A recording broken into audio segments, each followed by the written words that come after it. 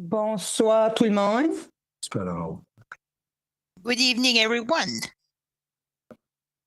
Alors, je pense qu'on est correct, les salutations. I think we're okay. So good evening, everyone. Alors, je suis Sylvie et je vais, I'm Sylvie, and I will start this meeting because our mayor is coming back from a meeting that was happening in Ontario this weekend. So he told me like he just planned it. You should be coming in within the next 15-20 minutes. So we will start. For the public hearing, we will open the meeting, and we will need like a mover. So Germaine Galland is moving, and Joël Després is seconding. Second. So the first. Sorry. So we have to vote. All in favor to start the meeting, say aye. Against nay, carried. Thank you. So the first, I will let Sylvain. In fact, we'll let the representative from Mr. Phil Robichaud from Plan 360 will do part one. So for the bylaws said 144460 and P14-1613P is for the Anglophone school project. So good evening, Phil. Good evening, council member. So this evening, this is the third time we're presenting this file. So it's a public hearing.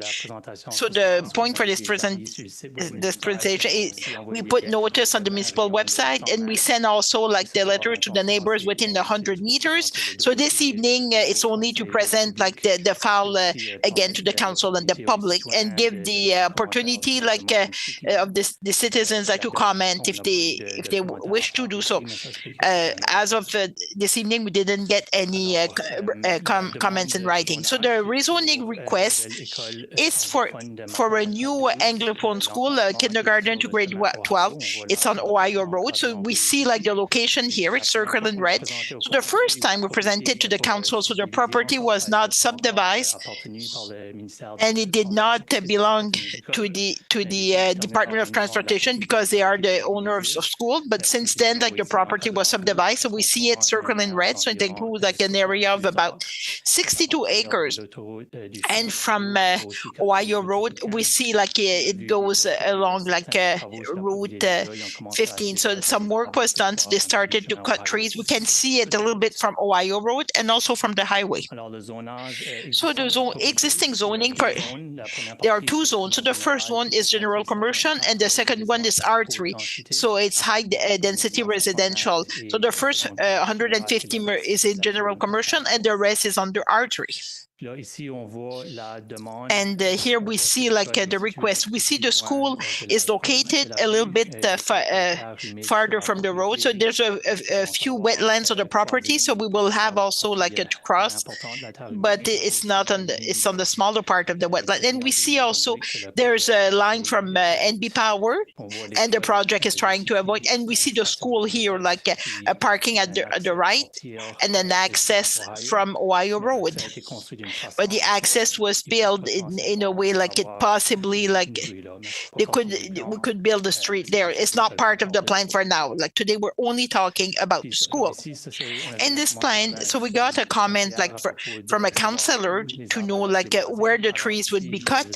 I just wanted to show like they still want to keep like a few numbers of trees on the property. So the part in gray, so that's where they're proposing to cut the trees on the property. It's just a view like we see like the water tower in the operational center for Shediac, and we're facing north like close to Parley Beach, and we're getting out of the highway, and then the school would be right on your left as soon as you exit.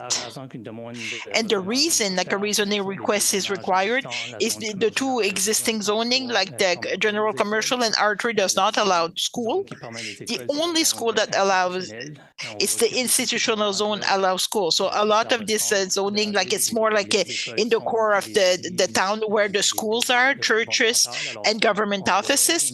So they have collective services, but they're not found anywhere else in the town. And just to mention, like there are two bylaws that were presented to the council. One is to modify the municipal plan, and the other one is for the zoning bylaw, but because we're changing the designation, so we'll need two bylaws. So we already did the public presentation for the municipal plan. As I mentioned, there will be two bylaws to be considered, one for the municipal plan and the other one for the zoning bylaw. And the vision for the plan, but the plan is talking to group like the institutional services, like where they're already located and where the entry of the town, and the vision was to have commercial development, and also like we are in the Bellevue borough.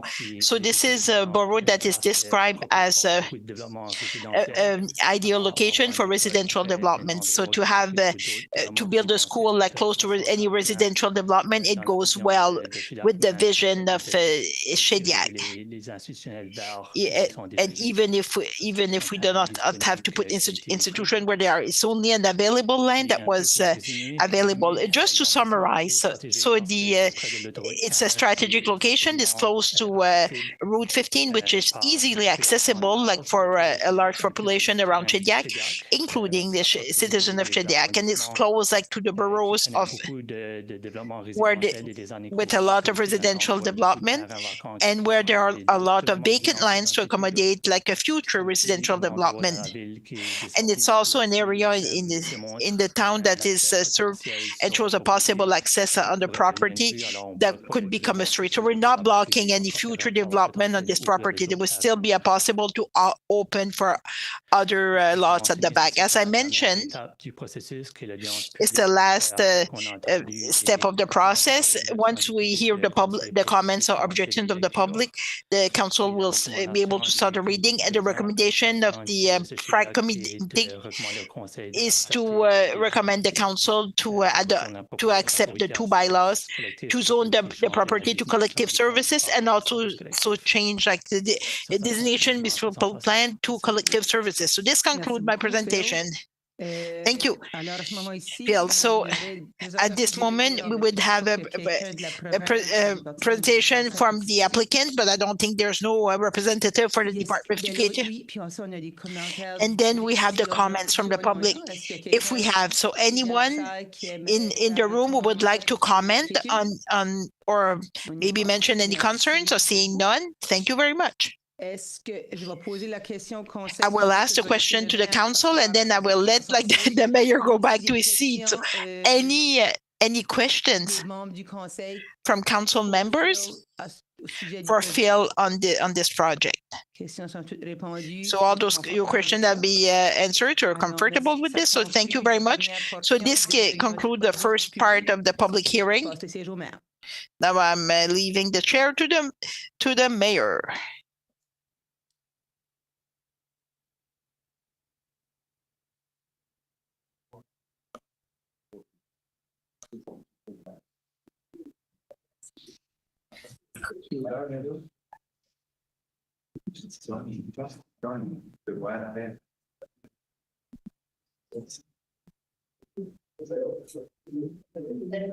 Meeting, the bar, you should say.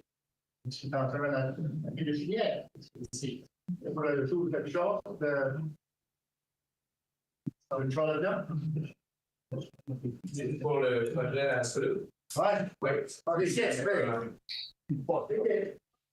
Ouais.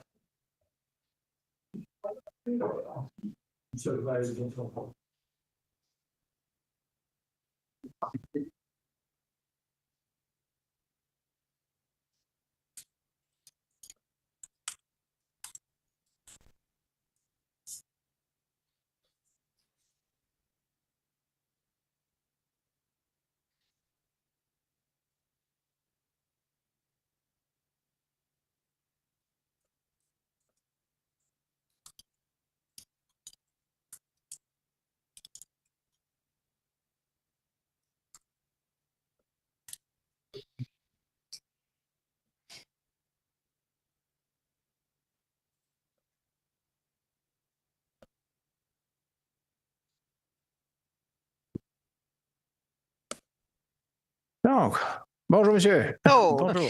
good evening, yes, sir. Pour cette deuxième partie de For the l'audience second publique, part on of the va public hearing, examiner l'arrêté numéro 25, we will 55, review like the bylaw BO 14. I welcome you. So we have a presentation for Plan 360. So Merci, Monsieur le Maire et membres du good evening, Mr. Mayor and council members. Aujourd'hui, on va faire la demande So de today Monsieur we Leblanc will pour un proceed with multi- the request from Mr. LeBlanc, like for a multi-unit in Scodoc, like a 4 units. It's like failed. It's a third presentation, the second one for the Shediac Municipal Council, and today we are there like to collect the comments from the public. Donc, le processus était la résolution. So the process was the resolution. So it went through the Planning and Review Committee on April 23rd, and then today's the public hearing. So the lot is located on Route 132 between Moncton and Shediac, and you can see on the map. And the lot has a private access, like going on Route 132. So the lot is in blue on the map.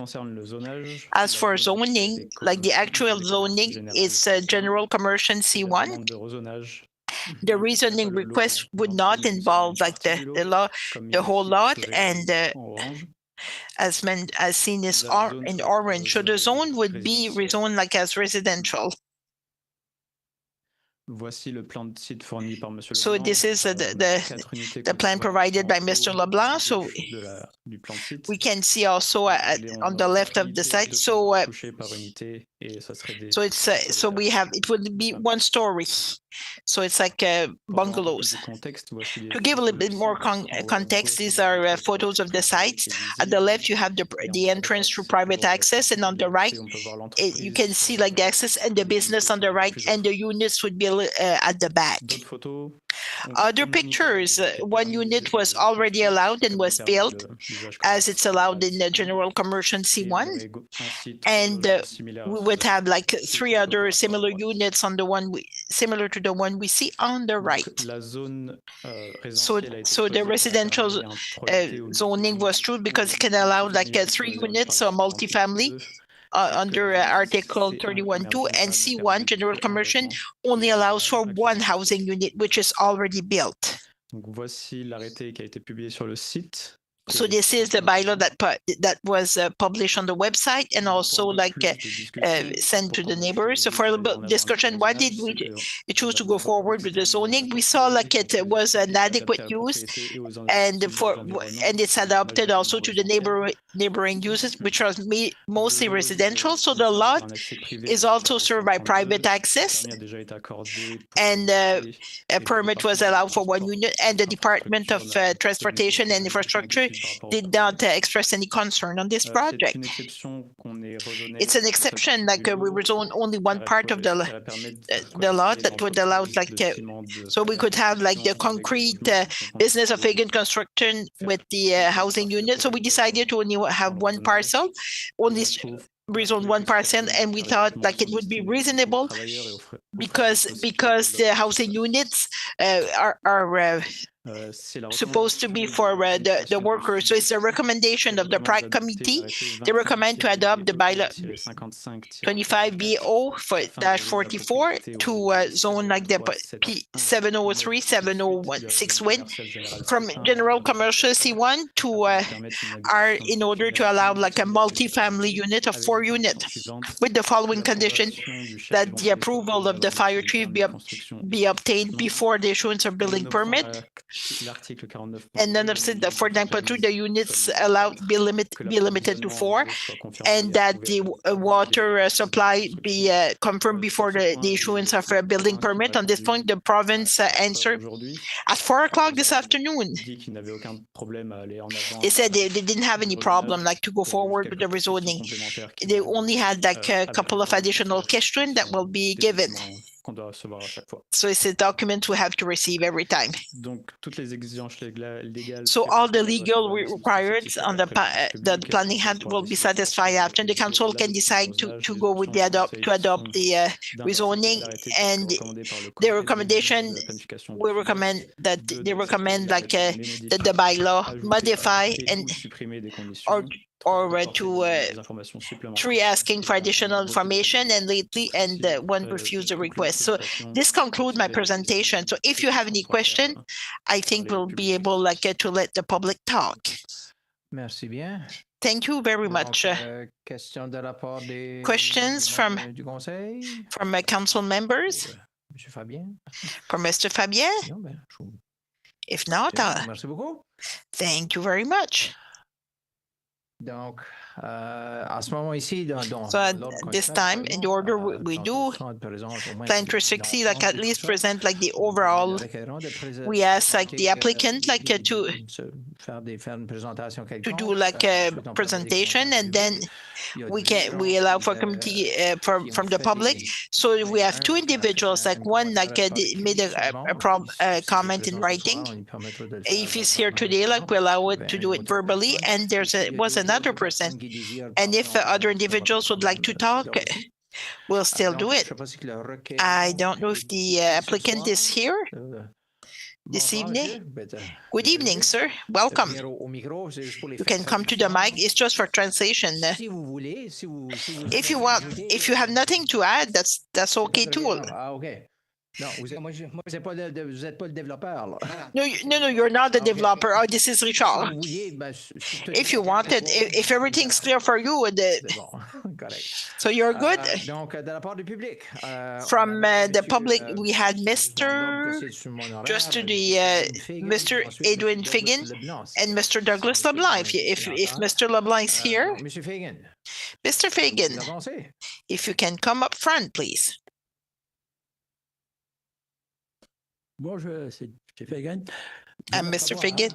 I would like to know how can we build an apartment behind this building with a private street that is about 20 feet wide, and there's already like 20 trucks working. So when they said they could get the okay, Fagan brothers, they didn't say they would build the 4 other units. They change it and they make.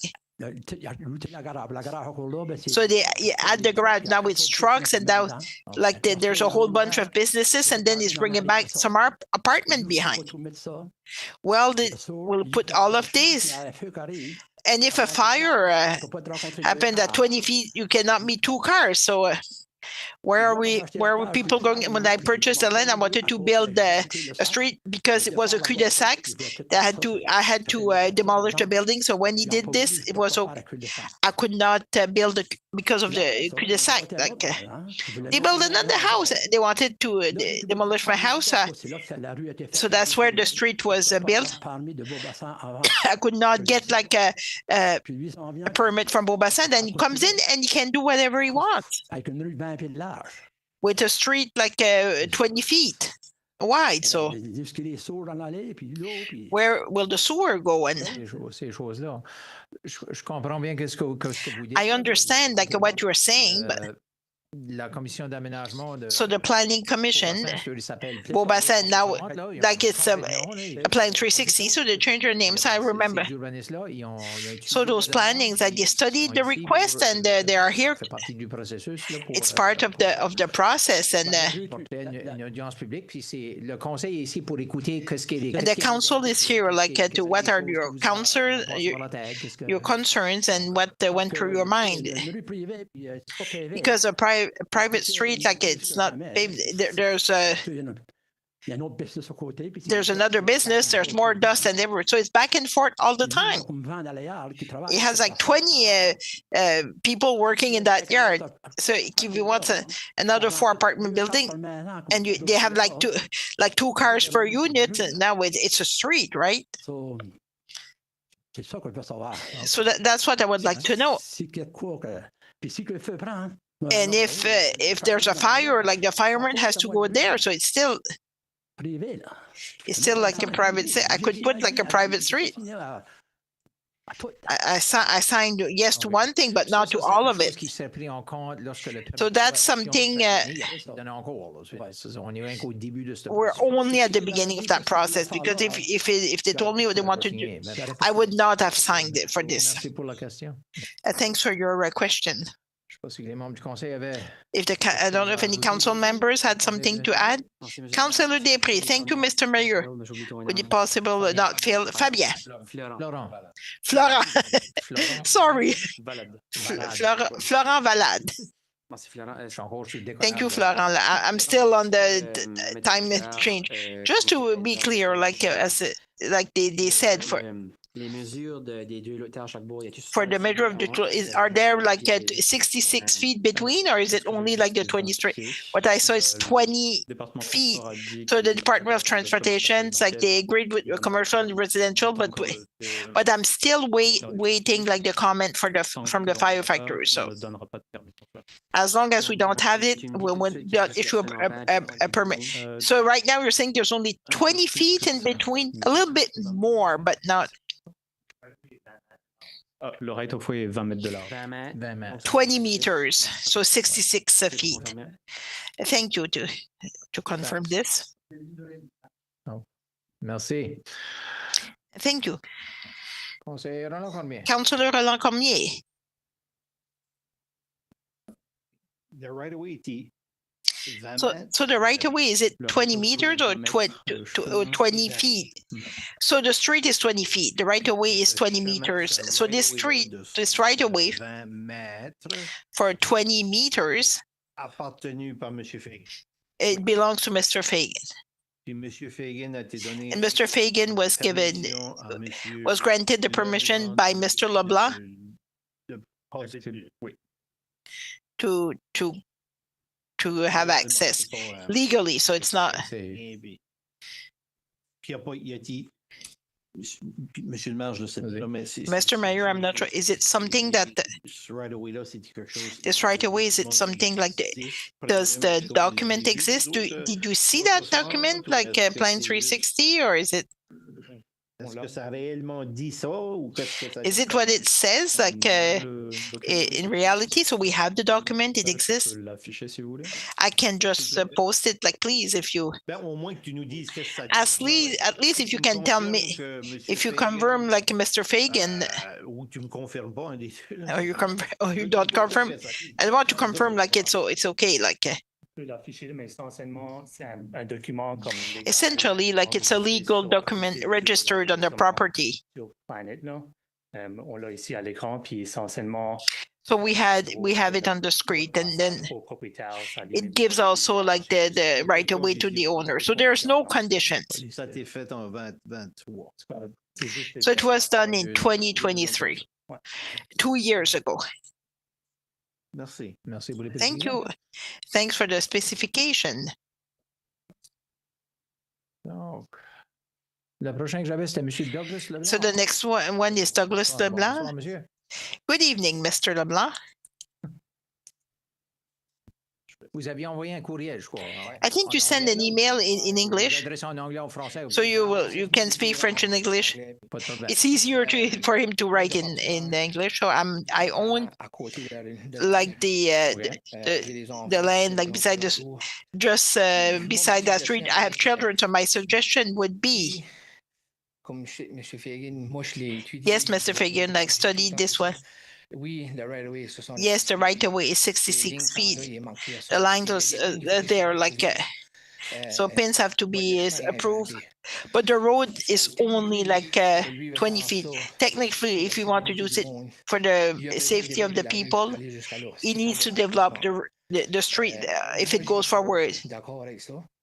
I do not agree with this because it's a dead end. It will be a cul-de-sac, and where they show like the Fagan's warehouse, it's not where it's going. So where the street goes through, the shed is the shed for the shed, Monsieur Michel Leblanc shed. So he has his houses for sale. So the shed's on the street, so it has to be moved. So the street has to be developed to go to that to those houses. He built the first house. I'm not sure, like, if he has the limit that he can get from the street, because if I believe it should be 15 meters. And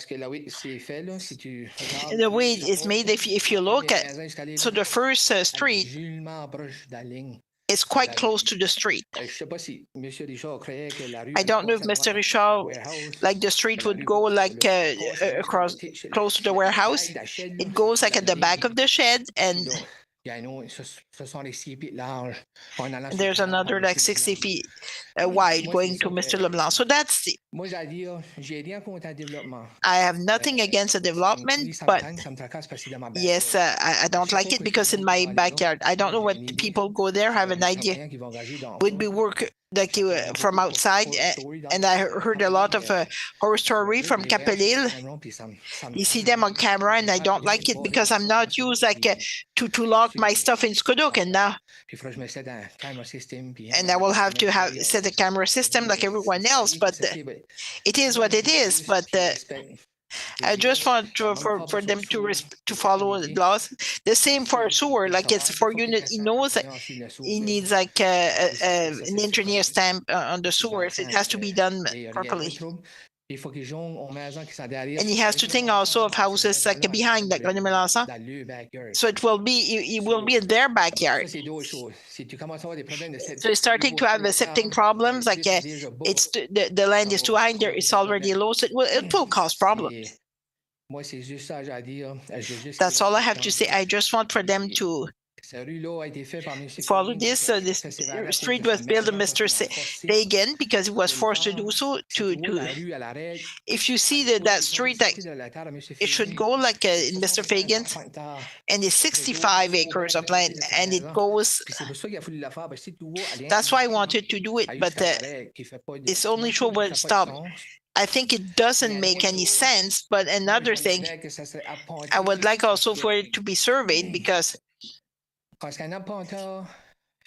surveyor, you know how it works, like with regulations. So the surveyor goes there and make sure things are done properly. So there should be no turns, whatever, like the laws they have to follow.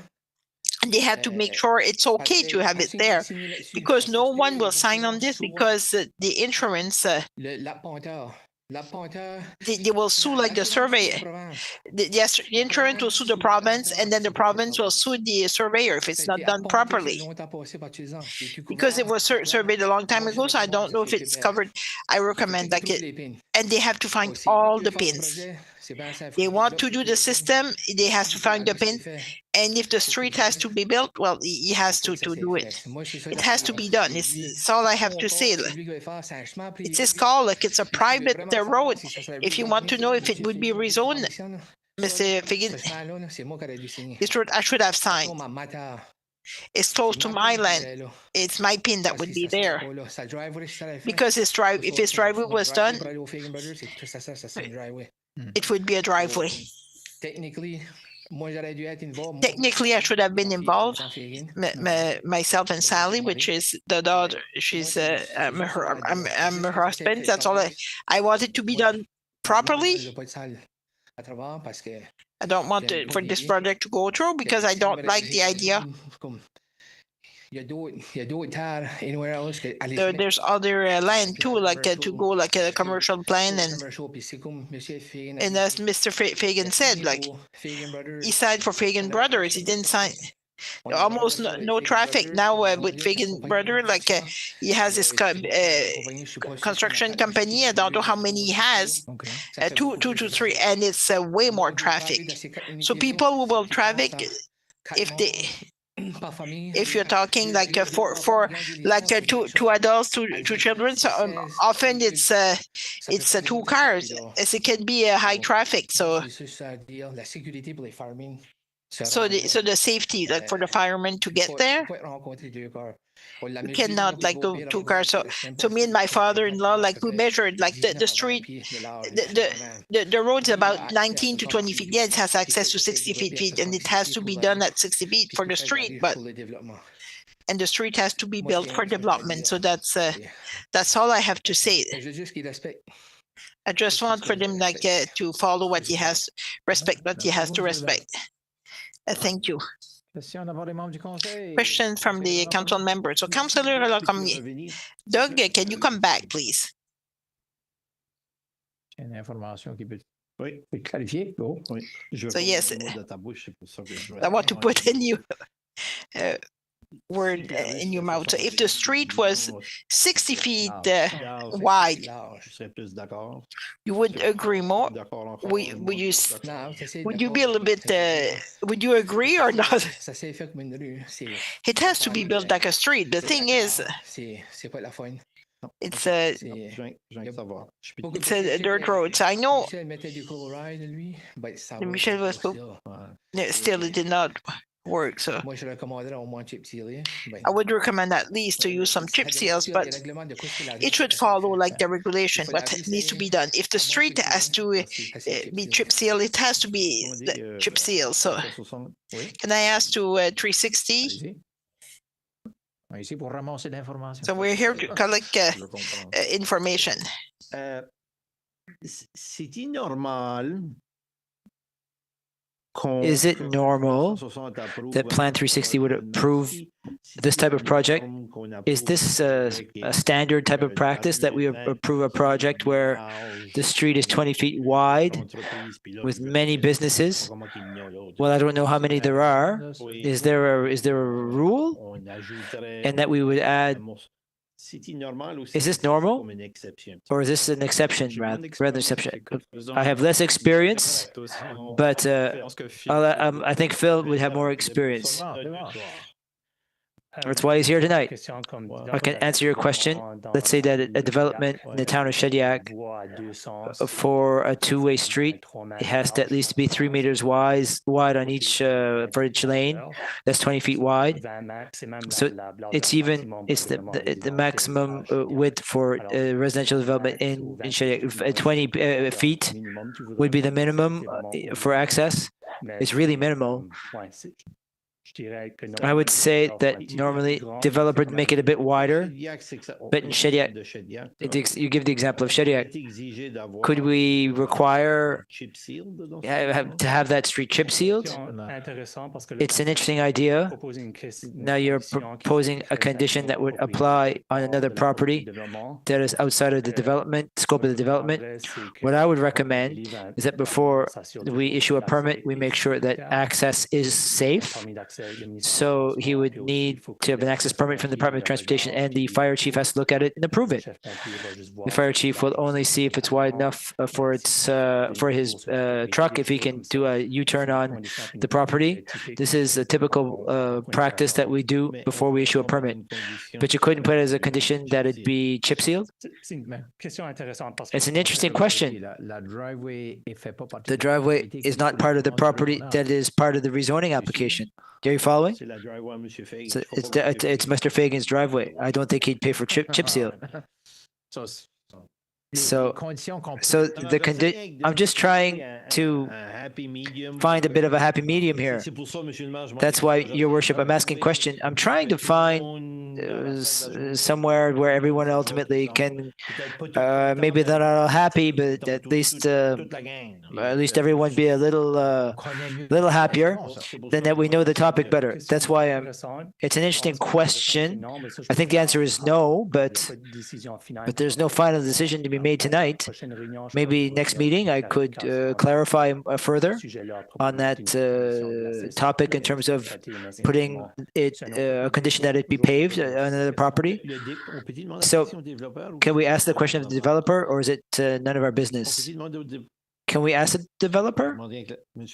Your Worship, can we ask the developer if he would be ready to do that? The developer, I'm not sure. Maybe he can't, and I would accept that he can't answer us, but I'm just trying to find a solution. Well, after we can invite him. Thank you. A clarification. The rural plan for Beaubassin West and the municipal plan of Shediac are two different plans. You spoke to me in the town of Shediac, etc. Is there something that's similar in the rural plan? Or is it's less precise, maybe? That's why I referred to the zoning bylaw. The rural plans don't usually go in such detail in terms of width of access. Is it safe? Is it, does the Department of Transportation accept it? Does the fire chief accept it? If you check that box, we can say that access is safe. There's no requirement that parking be paved. I thought you said that the Department of Transportation came today or yesterday, or not yesterday. Department of Transportation answered a long time ago. They have no worries. It's the hydrology department that came back to me today. Other questions? Councillor Patricia Brooke-Chevalier. Well,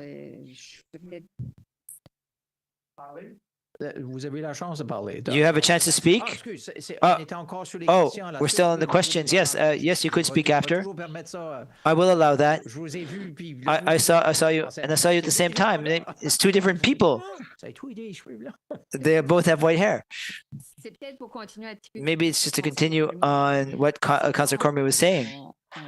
If that right away, that private private road belongs to Mr. Fagan, you can't require that he go wider, because it's if Mr. Fagan could require that it go wider, it would have an impact on 30, 32, 34.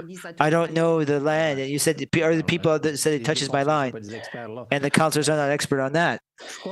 Well, I think it's Councillor, it's like Councillor Cormier and Phil answered. The question of rezoning is basically within the square, and now we're talking about access street, or it's not in the application. That's what I'm understanding. But if we wanted to require that it be there, it's that the conditions that we can set are only within the land that's subject to it. It's like if you want to put a condition on the neighbor's land, you can't do that. Are you understanding me? Well, if the neighbors would be okay with that, correct me if I'm wrong, though. So the department gave its okay that it was fine at 20 feet. But the fire service, the fire department has not yet been consulted. That is coming. There's an answer. If it's not safe, the fire chief will say no, and they will do the review, and we'll see thumbs up, thumbs down, basically. They'll at least to have them take certain measures. So we'll let them do their analysis. Councillor Janice Cormier, thank you, Your Worship. I have some challenges accepting a rezoning when the owner does not own the road that makes its way to its rezoning. They have a right of way. How does that work? It can be removed. We're asking to rezone something, but the owner does not own the road to get there. Can you make a road somewhere else? It's a great risk, I think, to do a rezoning and then lose access through the road because it doesn't belong to him. That's more of a legal question. We can seek some legal clarification on that point, but we won't get it tonight. But it's good to raise that idea, that question. If there is some other development in the town of Shediac, we would make sure that the owner owns the street that is used to get there. I find this rather, it's because it's a different plan legally. Well, yes. While I'm learning about it, I couldn't go forward while the owner does not own the street. It's just a right of way. There's limitations to right of ways. I don't understand how right of ways work. We might need a bit more clarification. It would help us better understand the situation. Thank you. Thank you for the comment and the question.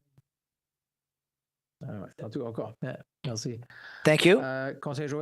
Councillor Joël Després, thank you, Your Worship. I'm in the same boat as Janice. I was not aware that that piece of land wasn't owned by Mr. Leblanc. I'd also like some more information in terms of this right away. Is the second reading tonight? First reading? First reading. There's no reading. We don't have a reading before the public hearing. So nothing we find last night, but I would like to get more information. And As I said, there's nothing official before third reading. There's only first reading that would be proposed during the regular meeting to follow. But this is something the clerk has taken note of it, and Plan 360 as well. We can certainly get that information bring it to the council before a final decision. Thank you. You're welcome. Councillor McEnroy. Councillor McEnroy. I agree that we should pursue Je suis possibilities with regard to widening that road. I live in a 22-foot wide road, and just last week, a commercial vehicle had to back into my driveway because there was a larger commercial vehicle coming toward it. Okay. Took a pretty healthy sized branch off my tree. In this case, the same thing could happen. Now, mind you, there might not be trees nearby. And I don't know if there are ditches on each side of that 20-foot right of way, but it seems to me that it could, with that kind of industrial or commercial activity, accessing and egressing that 20-foot wide road, there's going to be times when somebody's going to have to back up or move over or whatever. And with a 66-foot right of way available, it seems to me to be underutilizing it to leave it at a traveled way of 20 feet. It just doesn't make sense. So Yeah. I'm all for delaying the progress of the application until we see what options might be available to improve the access situation. Thank you. Valid point in that sense. Donc, So, Monsieur Leblanc, c'est juste à cause. Mr. Blanc, it's just that because for translation, you need to be at the mic for interpretation. Thank you. Donc, So, thank you very much from Plan 360. Mr. Blanc, if you have something to add, I would go to the other person who wants to speak. There is actually small ditch on my side.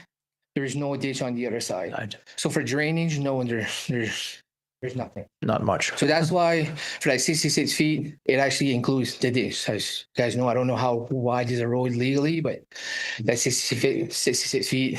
And there is actually, if it goes through with the street, if they build that 66 feet, there is one big tree that has to go for sure. And there might be some other on Monsieur Leblanc that used to own Bacon Brothers, Okay. which is not here tonight. It's going to be close to his tree, so I don't know what's going to happen. But yeah, another thing too I wanted to add, the only question I ask is why did Line 360 now build those roads? It had Monsieur Fagan do those streets, like basically legal street, and it was only supposed to be a private road, which those illegal streets don't even go around his land. They're not marked on his land, like severe for that. That's what I don't understand. Why this wasn't, Monsieur Edvan gave Monsieur Richard permission for one business when he bought it. When he signed to the lawyers, that's all that was given permission. That's all you guys got to remember.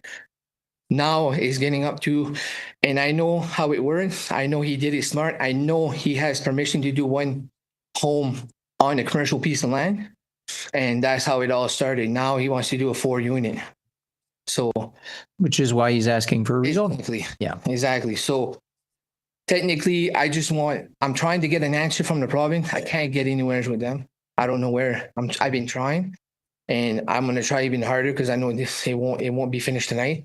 But I want to know why they give access. And that's why I was saying a while ago that it has to be rezoned, or not rezoned, but remarked for the severe, because of the turn. There's actually a church. There's a big blind hill. There's another turn that comes in, and then that driveway is out there. So if ever anything, there's already big construction. There's already a lot of traffic. Route 132 is actually busy. You guys all know, like it's a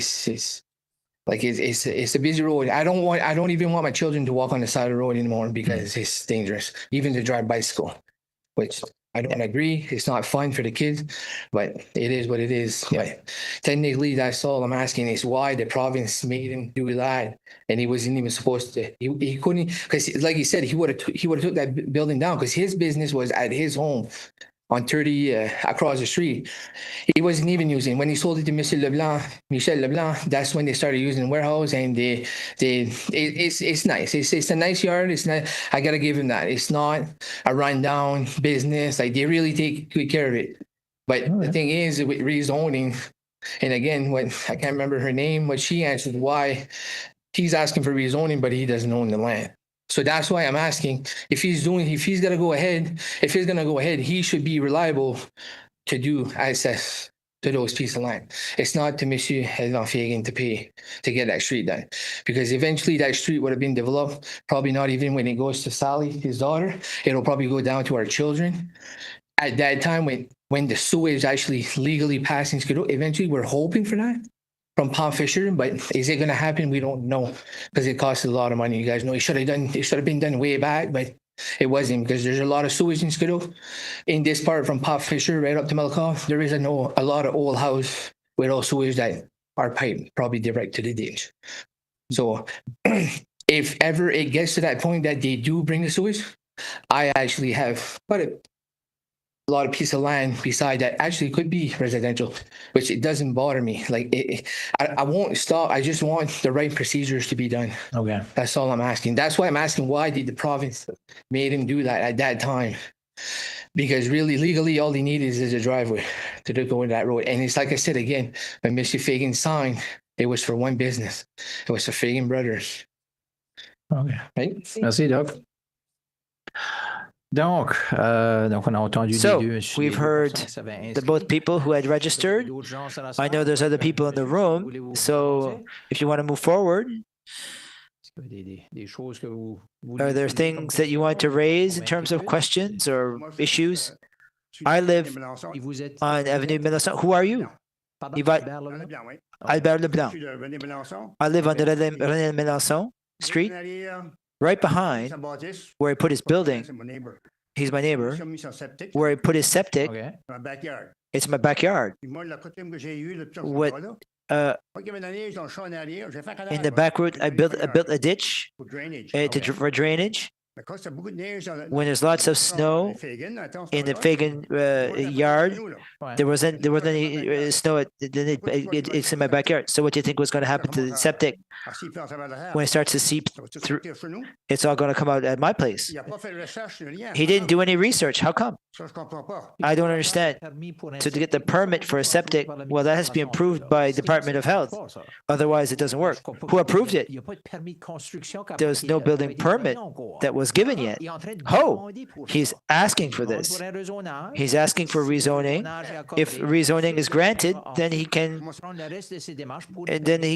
do the rest steps for building. Well, it's already. He has the right to build one. Without rezoning, he can build one residential unit, which he's done. He does have the right to do that. He had the right to do that 10 years ago and more. So now he wants to build 3 more to make 4. So he needs a rezoning application. This is for septic, nothing. If there's a septic there, he had to have gotten the approval from Department of Health, not the municipality. So if I have sewer problems in my house, it's not, the municipality does not handle septic. It's never been like that. It's New Brunswick Department of Health. Did they approve that? They had to have approved it. Otherwise, you have there's septic installer. There are companies that do it.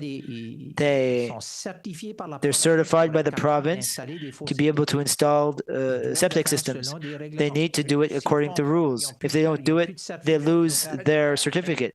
Okay. On top of the ground, there's no ground. I know how it's done. So on top of the ground, it will eventually go down. It'll go down to what's the land that's there. The land that's there right now, it goes down and it comes down towards my place.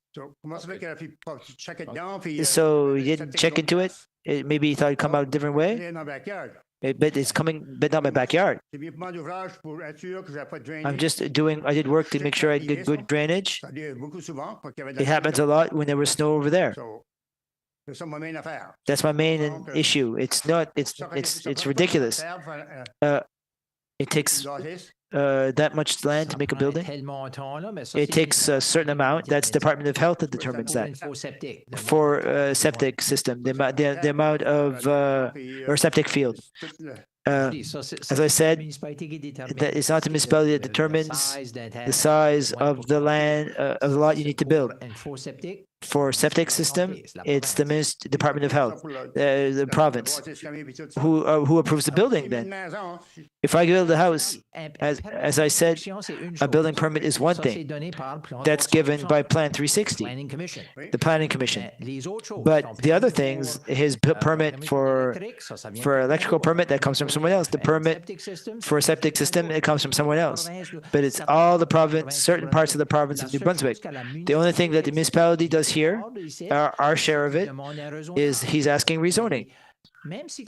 Even if the municipality were to grant rezoning, in this case or in any other case, if the developer can't meet the conditions of the province of Victoria, they think the development will never happen. I don't understand you. There's many people need to approve it. That's what I'm telling you. So he can do what he wants. It doesn't matter. He needs the approval from the province of New Brunswick. And who approved what he's done just up to now? The province of New Brunswick. It's not the municipality. Doesn't any of your sewer approved before you build the house? That's what the province of New Brunswick. So the sewer was approved before you built the building. Yes, but I didn't see that. That's what I'm telling you. That's what I'm asking. When you have a lot, you want to build on it. His septic, you get your septic approved and your electrical approved in your driveway. That's what you need. So you got everything approved, and there's no driveway approval. There's no septic approval. I don't know the file fully. I'm not the developer. I'm not the owner. I understand that. But there are things that the province of New Brunswick require from everyone. It doesn't matter where you live. So those things, if you don't meet those conditions, you can't get your building permit. I don't understand. He doesn't own the land. It's screwed up. But I understand. You're saying this, but you can't approve it. It has to be approved by the province of New Brunswick. So I can put an apartment in my backyard. You have the approval of the Department of New Brunswick and money. Okay, merci. Thank you. You're raising good questions. Like I said, somebody else approves it, though. That's what I'm sharing as information. Councillor Ronald Cormier, can I ask a question to Albert? Albert, can you come back? Sorry. I should have kept you up. Yeah. I have a question for you, Albert. Oh, where is he? Oh, okay.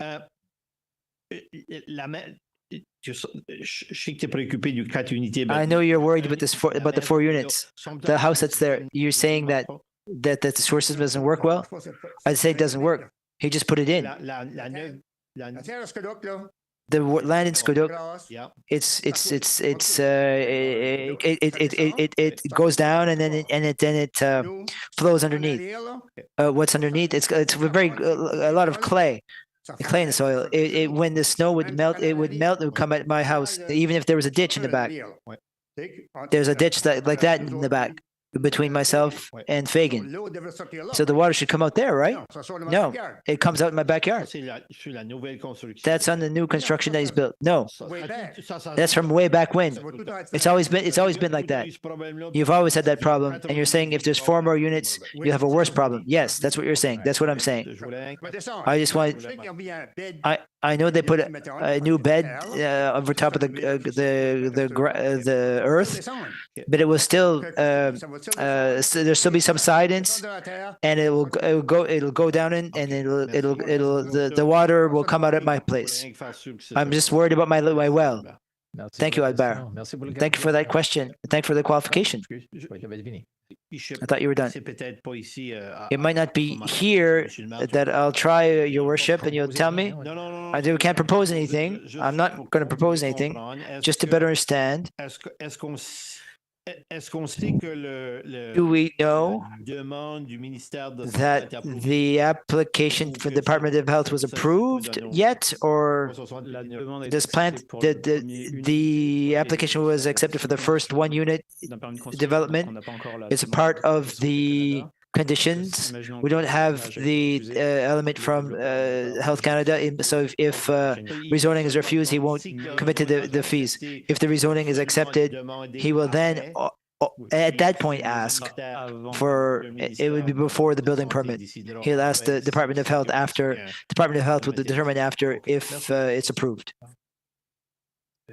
Conseiller Joël Després. Councillor Joël Després. Thank you, Your Worship. Your Worship, I'd just like to stipulate to Albert that from what I understood, the way that we zoned before commercial, you could have one building without making an application, Sans faire de demande de réseau. without making a rezoning application. Yes, I'd like to stipulate that. Parfait. Great. Donc, So, ça, c'est tout. Est-ce qu'il y avait d'autres gens dans any other people in the room who would like to speak? Est-ce que c'est Madame Leblanc, c'est ça? Is it Madame Leblanc? Ça, je me demandais, là. What I was wondering, Bâtiment, si the four building, il y a l'OK, comme qu'on dirait, if he gets the okay to build them, vas-tu tout mettre ça sur le même septique? will they put it on this all in the same septic system? Is that what he'd be trying to do? To run the same septic for the four buildings he wants to add? The one that he's already there, will he all put it on the same septic? Bonne question. That's a good question. La réponse. I don't know the answer to the question. J'imagine. I would imagine, it is information that we can gather. If the septic there is able of accommodating all four, and in theory it could be done. Otherwise, he'd have to expand it. That's what I'm wondering, if from one way or another. One way or another, it has to receive the blessing from public health. New Brunswick, I'm curious. They said you need surveying to put the building in your sewer. There's not enough land to build those buildings. I don't know how much surveying he wants on it. I don't quite understand. In the zone that's indicated, there's no room to put four? Does he have enough to put 5 acres? Well, I don't know. I don't know either. These are things he's asking rezoning because he wants to put more than the one that he could always put in, and that is fine. But the developer has the right to ask. There's no sin. It's not sinful. He has the right to ask that. But in terms of your question, in terms of septic and how it works, the municipality does not control that part. We don't have the answer. But we can gather some information to know.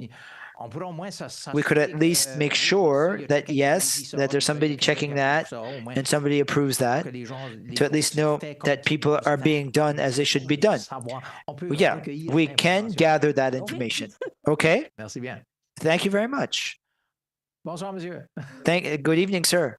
Il y a à peu près 4 appartements sur ce lot-là. There's about 4 things with the office and the garage over there. If you put 2 more, there's 2 more in the back. So you can divide that into 2, make it commercial, and the other. So when he cuts up the lot, it might be, it's not as wide in the back as it is in the front. You have to leave enough room to have the trucks pass by. I don't know how he's going to go about this. That's what he's got. From the road going to the back with the land, there was when he bought it, half was there, half was still ours, and where my daughter is, there's about 5 acres there. And in the back, it's another guy who has it, another business. It's about half. Maybe there's 4.5 acres, maybe not even 4. It's 20 feet. It's 66 feet remaining in front of his building that they put on the map. Nobody can build there. It has to remain there for the street coming over there. For your information. So for your information, as my CAO, the Plan 360 report indicates, it's almost near a square. They're nearly a square. It's 3 hectares of land that he is bringing down to 7.6 acres. 7 acres, 7 acres, not quite 7.5. There's 7 point something. 7 acres, that big lot. That's with the two lots, the first business and the other business, the one that's in what's in red, that's 7 acres, a little more than 7. So that's acceptable. That's all of the land. And there's part that's colored. That's what he's asking to have rezoned. What's colored? What's colored? He's not asking to rezone where the building is. He doesn't need to do that. So if he has 7 acres and then 7 on the other lot and the same size, so it could be 14. So it's 28 acres. All of that is 7. That's like I said, was saying. What he's asking to rezone is less than 7. Just to give you a little indication. If we have 1 or 2 or 3, it can't be 7 because there are 20 acres when he bought it. That's what the report indicates. They're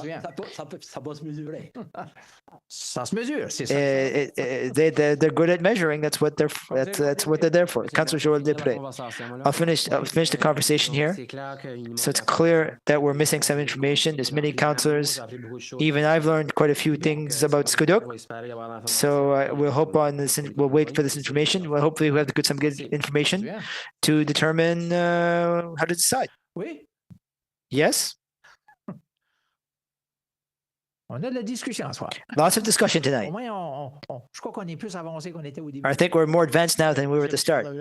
My name is Charles Leblanc. I'm the developer, the big bad wolf who's causing stir in Skuduk. So first of all, I can answer a couple of questions. In terms of septic, I did apply for 4 units and 2 rooms. The septic field is already there. It's installed as if there were 4. If I'm approved for the zoning, great. If I'm not approved to the zoning, I lost $3,000 or $4,000. You would have made it too big. Yes, I would have oversized. I oversized it. It's already there for the 4 units. If I am indeed approved by Plan 360, I have 1 septic tank, 1,000-gallon septic tank that's sufficient for 2 units. And if I do up to 4 units, I would need 1 more 1,000-gallon tank to meet the others. Septic, at any rate. The road for access, there's some worries around the fire trucks. If we have issues with fire trucks, the fire trucks haven't studied the question yet. It's a question. It might be fine. It might not be fine. This we don't know. Many people would have a lot of trouble in Parley Beach because the streets are a lot thinner than what we have there. More narrow, rather. We have just under 8 acres of land on the whole lot. We don't expect to subdivide the lot, the piece of land. The street, the right, I'd like to have a pointer. Oh, you have it. At any rate, you can maybe describe where you're pointing. The road that goes down to the right, and then it turns right to access the other company, Acadia Rebar, next to us. They use our... So they use our land to access their land. So if we need to do some work, then we would cut like maybe like a row of trees, and we will ask to use the right away and not our land. So that could cause like more dust and more noise and so on and so forth, like on the land behind Doug and Sally. So the Michel shed is on the right away. He's just waiting to prepare. We'll take that shed and put it there. He's very well aware. Like so, you can move like a shed easily. So the right away, we actually build it like after the right away. If we wanted to, like we could put it like more 60 feet. and build our street like closer to. Our intent was not to do it. We wanted to plant like some around along the street. So it divides like the house 30, 42 and our warehouse. So a question I have for Plan 360, are there any houses like in the Shediac that have right-of-way access and they do not own the land? So have you ever seen like a situation like that? Ouais. OK. Donc, comme suffit que Phil est loin là, je vais Since Phil is far, like un chemin privé, donc des chemins privés, il y en a plusieurs. It's essentially a private road, so there are many. There are several private roads, so bonne discussion sur it's a good discussion on the rezoning. So, donc à ce moment ici, je prendrais so at this time, I would need a motion to close the part of the public hearing, moved by Councillor Germaine Galland, seconded by Deputy Mayor Sylvie Colette Boudreau. All in favor, saying aye. Against, nay. Motion carried. Thank you. On peut faire, voulez-vous une petite pause ou quelque chose? You want a quick break or you want to start? Okay. C'est bien. Donc, pour notre réunion ordinaire, for our regular meeting 2 juin, of June 2nd, so I welcome you. So myself and 2 council members, we landed not too long ago, simply like souligner to mention that we are gathering on the unceded traditional territory of the Mi'kmaq people, whose ancestors signed a treaty of peace and friendship with the British Crown in the 1700s. Mr. Clerk, we do have a quorum this evening, so everyone is here. Any councillor would like to declare a conflict of interest on any items on the agenda? Seeing none, so thank you. So you have the agenda in front of you, so I would need a motion to adopt. Moved by Councillor Germaine Galland, seconded by Patricia Bourque-Chevalier. All in favor, saying aye. Against, nay. Motion carried.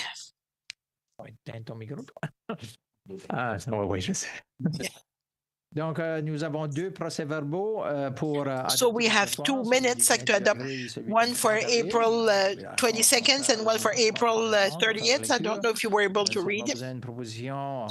I would need a motion. I will need actually 2 motions. One to adopt the minutes of April 22nd. So moved by Councillor Herring-McEnroy, seconded by Councillor Jean-Claude Martin. All those in favor say aye. Contrary-minded, nay. Motion carried. Et de nouveau pour le procès verbal. And for the minutes of the meeting of April 30th, so this one was a special meeting. I would need a motion moved by Councillor Herring-McEnroy, seconded by Councillor John Steeves. All in favor, saying aye. Against, nay. Carried. So this evening we have one presentation, and I see like Mr. Boudreau and Mr. LeBlanc for the Maison Providence House. Welcome. If you can get to the podium, please. As you see, like when you do rezoning, like there's a lot of interest.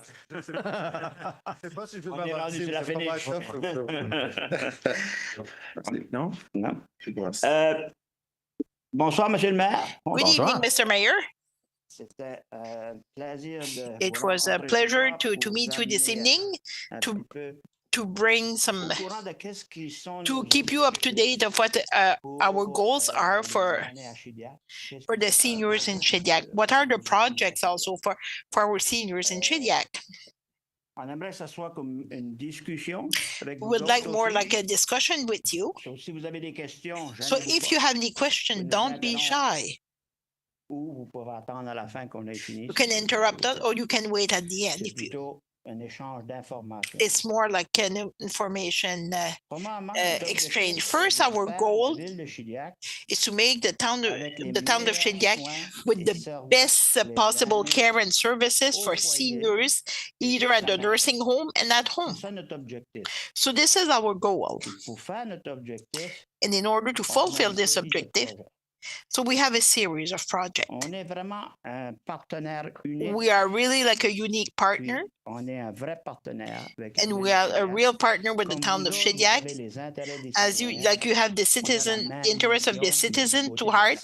We have the same mission, but for health care. So that's our focus. We are a non-profit corporation. We're not making any money. We're reinvested like in the seniors and in our mission. 100% of your help, if we get any, will go directly like for seniors. We have no shareholders to pay dividends or any things like that. Our future projects for our employee and administration offices, we would like to have a daycare project. We're not interested like to go against like the private market, but we would like to have a daycare for our employees and for our seniors. For our employees, mainly we want to give them like a tool to work with flexible hours that we have at the villa. Either like it would be easier to have childcare. It's like a benefit we want to give them, and even more important for our residents.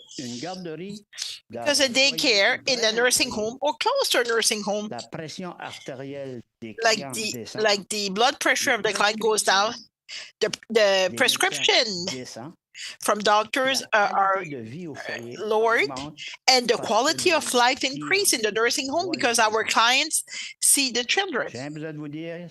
I just have to say, some of you have grandchildren, so when they come to your house, it's a breath of fresh air, and we're all happy to see them. So it has the same impact in the nursing home, and it increases also the quality of life for the resident in the nursing home. So the dementia and Alzheimer project. So we are the biggest nursing home in New Brunswick to case the dementia and Alzheimer. 2 doctors are doing some studies in our home for dementia. The only cure is early diagnosis in order to slow down the progression of the illness, and we all want like to slow the progress of the illness. It's really a bad illness because you're losing your loved one twice. We all want to slow down the illness. To help, like music, like with the individuals' headsets for the clients, for our seniors, by putting music, especially from the past, they will smile and come back to us. But the individual headset, when you have 190 beds, it's a lot. But it brings them back. It has an impact on them. So they seem to be feel better. We also want to slow it down. Okay, this is the air hockey tables. You wouldn't think, but it's one of the things like it's a motivator for them. We don't understand why, but they just love like to play air hockey. And also, if you have like Toronto or Montreal fan in the same building, I guess they said we have from the 2 teams. The one for Toronto, they're more deceived than the one for the Montreal fan. Robot project from Japan. Japan today is the country where you have the most robots in the nursing home.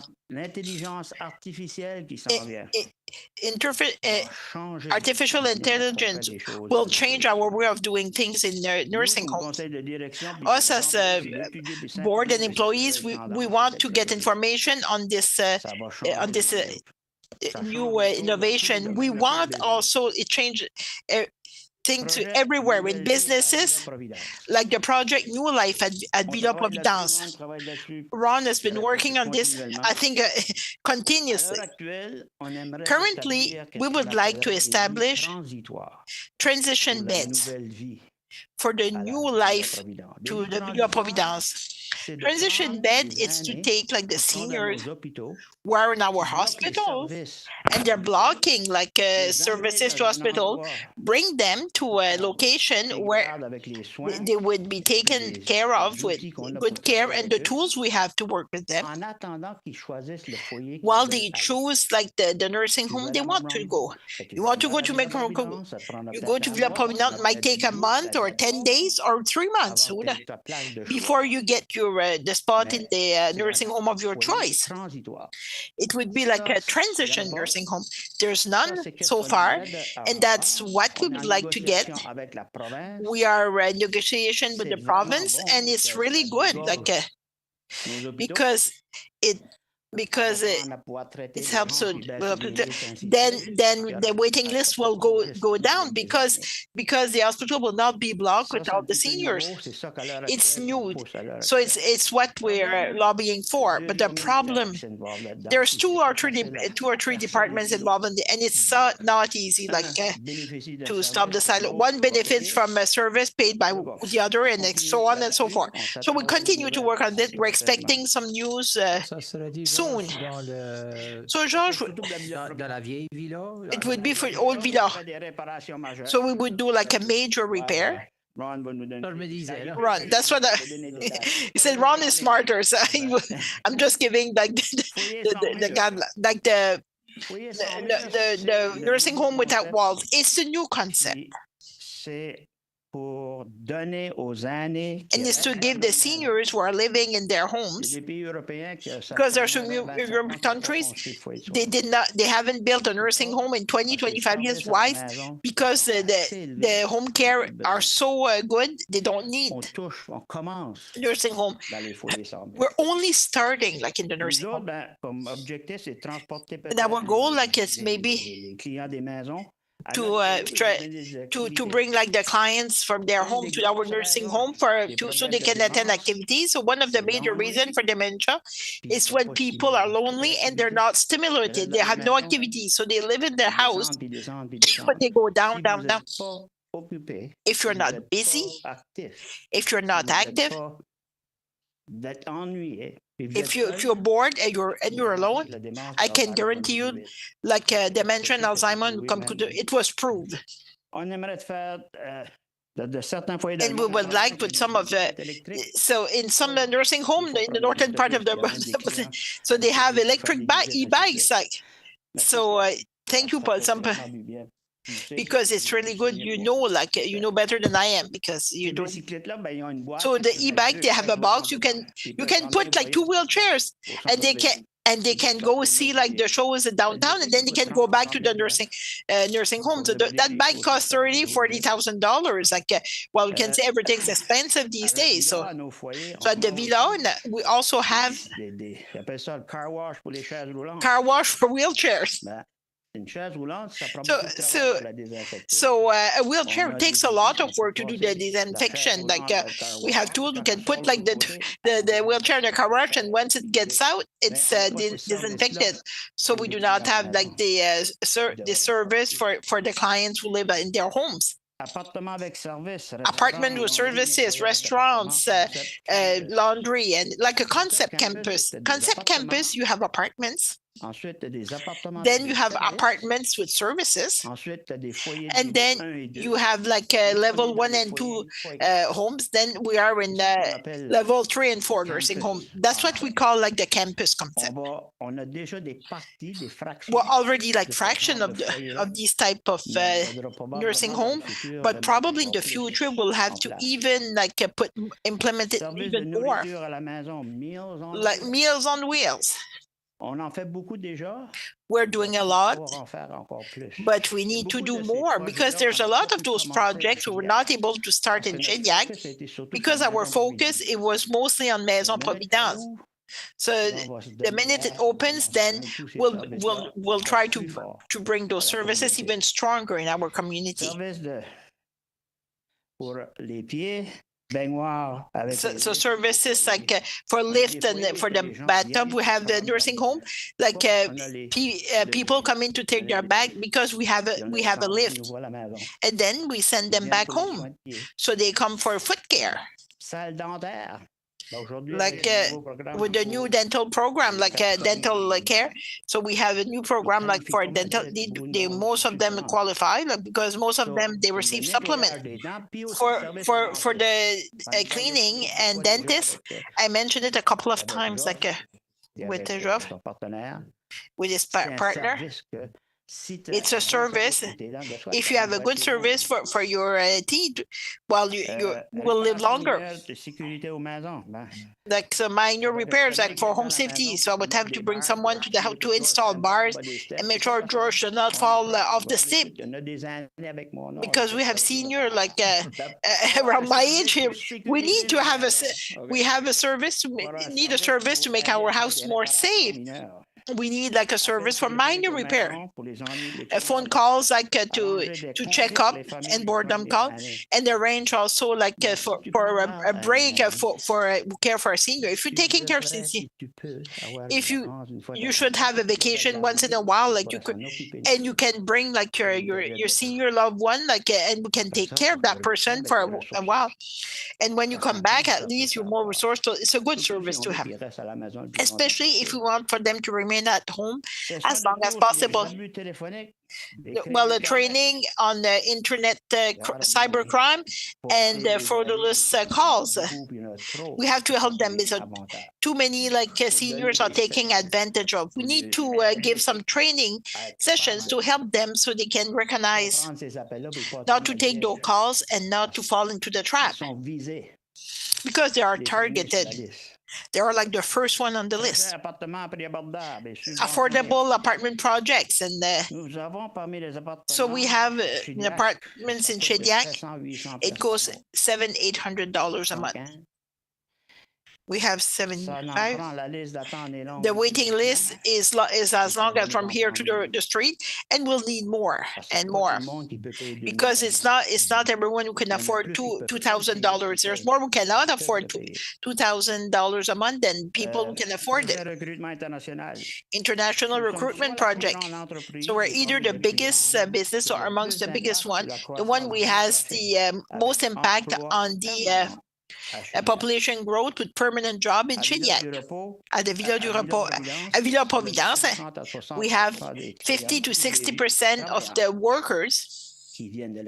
So they're coming from issued from international immigration. So at the Villa du Repos in Moncton, our international employees they represent 27 countries in this home. So thank God we have Ron going because he's doing the work. It's a lot of work. We have to replace those individuals. If we do not have them, the nursing home will not be able to function. All with interesting salaries and no job at minimum wage. So when they start with an interesting wage. Your incentive is there to help, like the commercial, national, and such as Walmart or Sobeys. Like it would be very difficult to explain to my board. It's not to help our seniors, our parents, uncles, aunts, brothers, sisters, and us. That's where we're going. We're all getting older, like one day at a time. So. I think Mr. Mayor solved this. Solved the problem. So I came with a big suitcase from Ottawa, so it must be full of cash. So I don't want any problems anymore.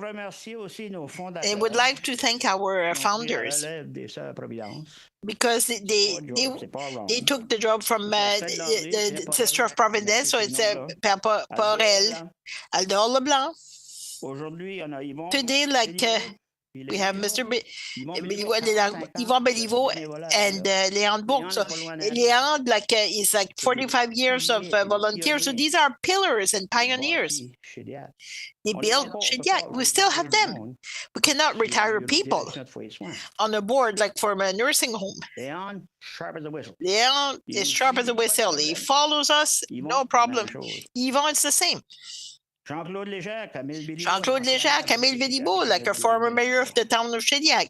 He's part of our board. All of them in the criteria. Bernard Leblanc. Bernard Richard, like a former health minister.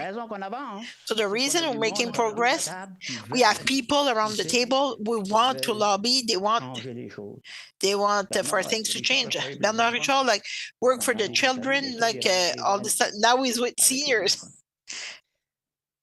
Ron, our CAO, he works very hard.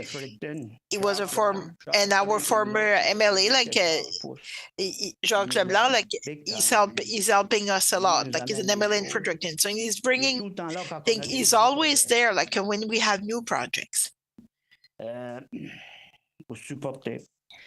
Or to support. And I would like to invite you for a visit, like from Maison Providence. If you have time, I think we might be able to organize something and maybe just to see where we're at, where we're going. But in conclusion, we'll probably have public visit or open houses on September 13 and 14. With an official opening, like a ribbon cutting on September 16. You're all invited. So the clients will probably have moved in yet, but it will be pretty close. Thanks for inviting us. And if you have any questions, we are ready to answer them. There are 2 days before call. I'll let Ron answer the questions. Thank you very much, Ron. Before the question, I would like to say thank you very much. Thanks for inviting us. It's always a pleasure to be here. We have a picture because we've been working on this for 5 years. So you know like the construction happening, but thank you very much. So the goal was to answer your questions, and I'm really happy for coming here this evening and see so many people I know. So people, we work also at the nursing home Roland, my colleague. Another one I like. And others, I apologize. So not to name any name, I can't remember. It's funny, like George talked a lot about the clinical aspect because he's our board chair, so it should be my job, but we'll talk more about the economic. Just to give you an overview, then we'll go to questions. George did not mention we are a private company. Our contracts are with the government. We cannot have a license if we do not sign a contract with the department. So the department gives us like a word of contract, and then we build. As for non-profit, we are the biggest one in the province. We are in 8 municipalities, and the greatest we started is Shediac, and it's the biggest one.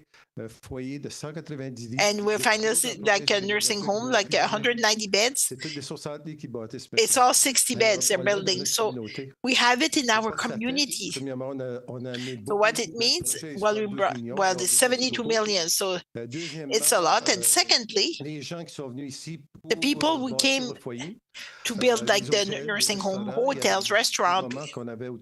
So at times we had like over 300 people working on this site. So it kind of created an economy. So the employees we have, the employees will have, I can give you a list quickly. Since 5 years, we hired over 524 employees only in Shediac.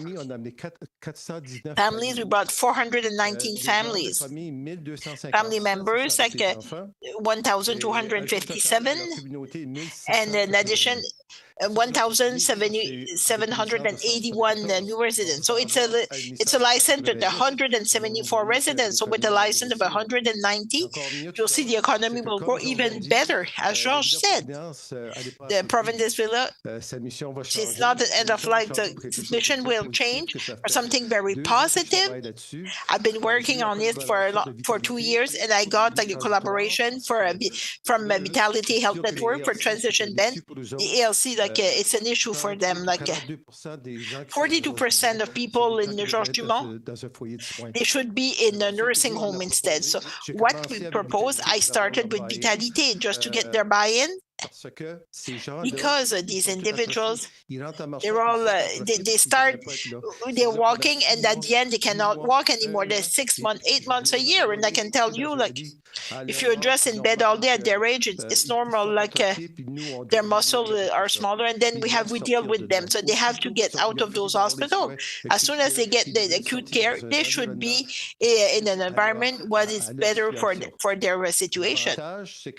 So the benefit, they get the services right away. So while waiting for placement, instead of waiting in the hospital, we'll offer service here. So we'll start with 24 beds, and the goal is to get to 88 beds. It's new. It was never done in the province, and so we sold the possibility, the fact the Colombe was modern enough and still meeting the needs for rooms and things. For a little price, we have the opportunity to sell the idea, and once it's sold, I'm sure they will get on board and we'll see horizon, and God knows we'll go after. So it's for our community, and it gives a new life to the Villa Providence, and also at the economic level. First, the investment. And we'll have also over 80 additional employees. They will come in with their families, close to 272 additional people that will come to our community. I think we contributed, and we continue to contribute. As for taxation, I think the Villa Providence, we are 325,000. The new home will be close to 1 million with all the apartments, 350 apartments here in Shediac. So we contribute over 2 million to the tax base.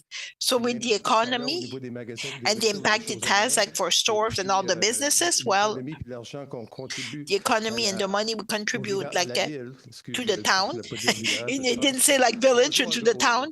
So we are we play a major role. We're happy to do it. We have an investment, the head office of the Viconfort is here in Shediac, and we have the intention for him to keep it there. But because we're growing, we have 28 companies, close to 900 employees, they're under our responsibility. So we'll do an investment over $1 million to have the offices that are good for our size. So we are making progress and continue in this community. So I hope we are a partner for you, and I would like to thank Yves. Very positive. Easy to access, and thank you very much, Yves. That being said, if you have any questions, no, a few. Councillor Paul Boudreau. Yes. Thank you very, very much. I'm going to refer to the application that you made in the letter. Can we talk about that? It's up to you. There were 3 items that you asked for. Just know for the details in terms of the incentives, I'd like to refer to Jonathan, the Economic Development Plan. To get a report in terms of where we are at. We have commitments with incentives that we've done with developers. Are there any coming to an end? In other words, how much money is committed? I don't expect the answer tonight, maybe in an email next week or the week after. Mr. CAO has some information. Obviously, tonight, we wanted to hear, thought it was important for you to hear the presentation by the group. There'll be another meeting soon to provide a recommendation on the 3 specific items. Obviously, if you have any specific questions in terms of any information that you want to receive, we're ready to seek it out to present it to you when we come back in council. Tonight, we don't have that information, but we can most certainly provide you with that information when we come bring the file for the council again. Just a point on number 2. You're asking for the works of art of Camille Cormier. As George, 2003, president of the 100th anniversary, there was an initiative to buy the works of Camille Cormier. I think they're in storage at the City Hall. Please, staff, take note that those works of art should be seen. Camille's work were done in 2003. These are works of art that should be seen widely in town. Just specifically, I can tell the recommendation in terms of the paintings. We'd like to honor, obviously, and provide a recommendation that they be there. We see that there's a component that we have to check with the family. I think there's some of the works of art that were given. We just want to make sure that we respect the family's desires in terms of any future potential recommendation. There was also a request for the main signage. We have incentive programs that can apply, and we'd send them to those applications.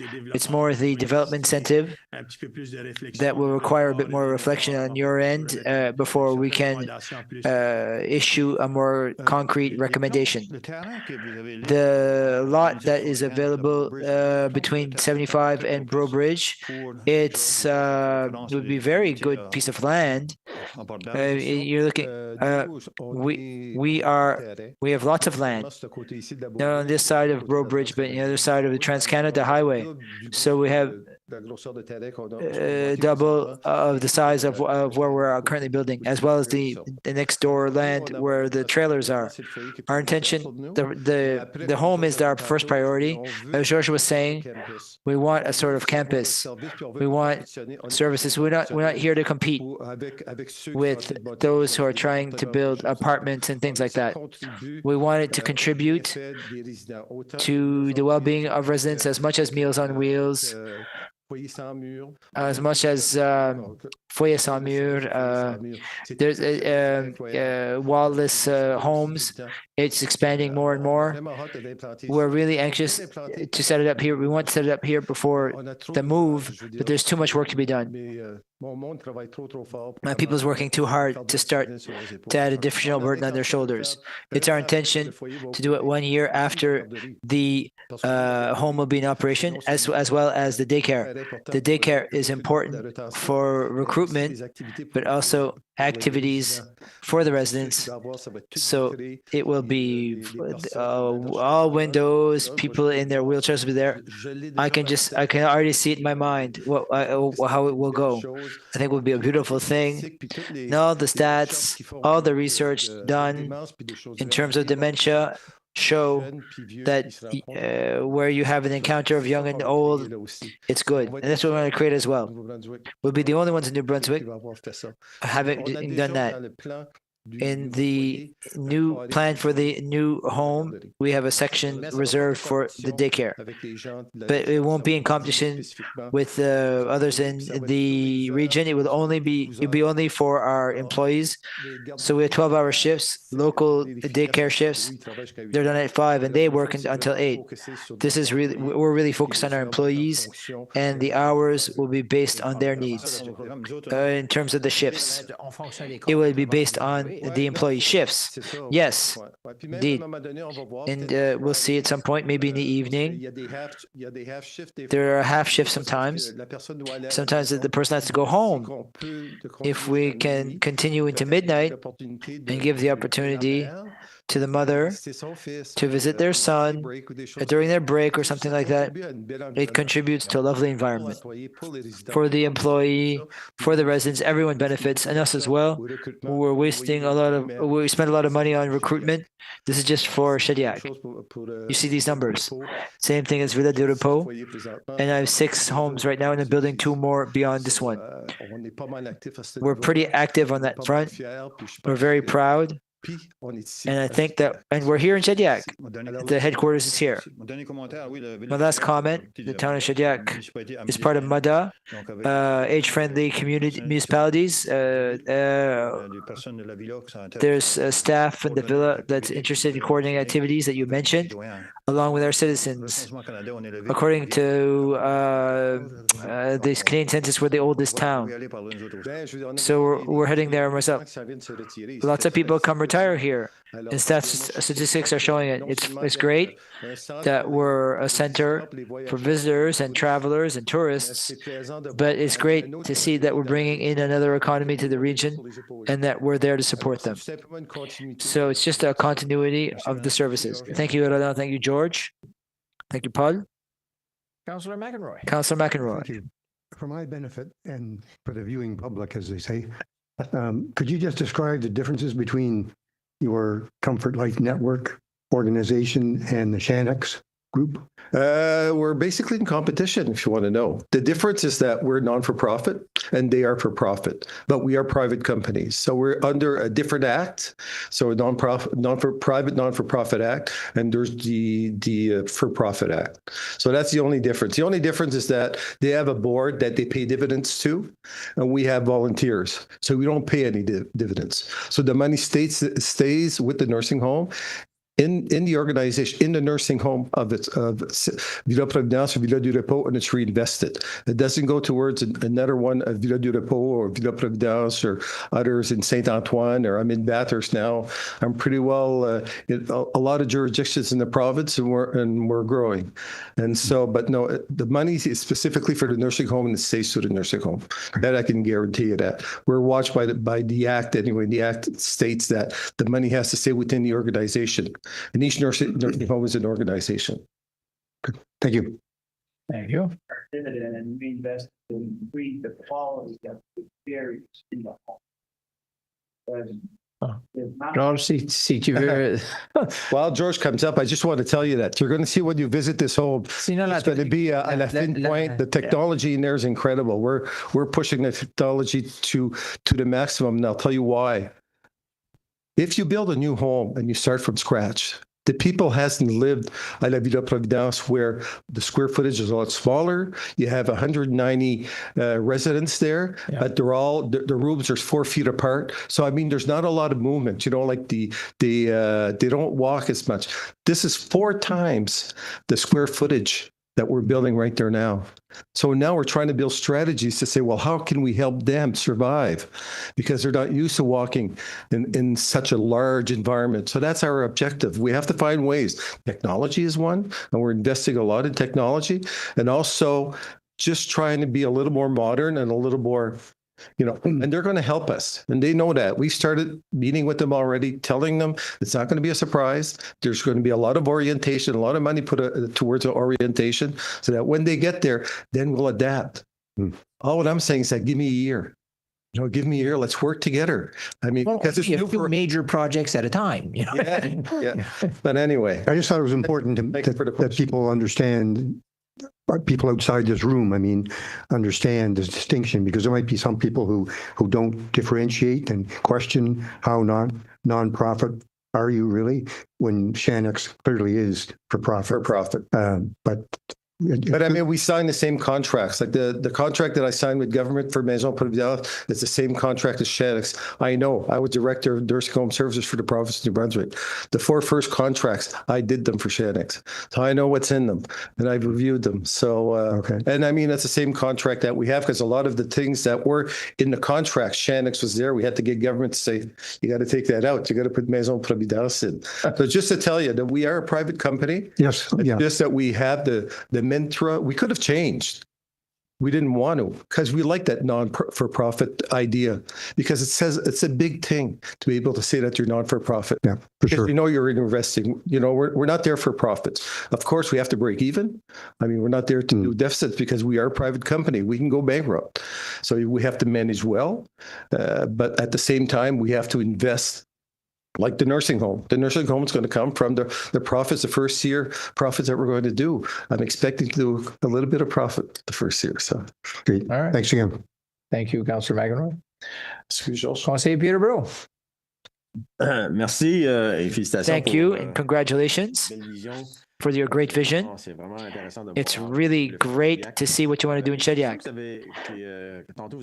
My question, just now you spoke that you're beyond 500 new employees. I would imagine it doesn't include the people who have left. Are there new employees coming in? And the new employees will be coming in. My question is, could we have an idea of what will be how much will you be paying out in salaries once it's opened? This is information that should be publicized. People might not realize how much the payroll is for this project.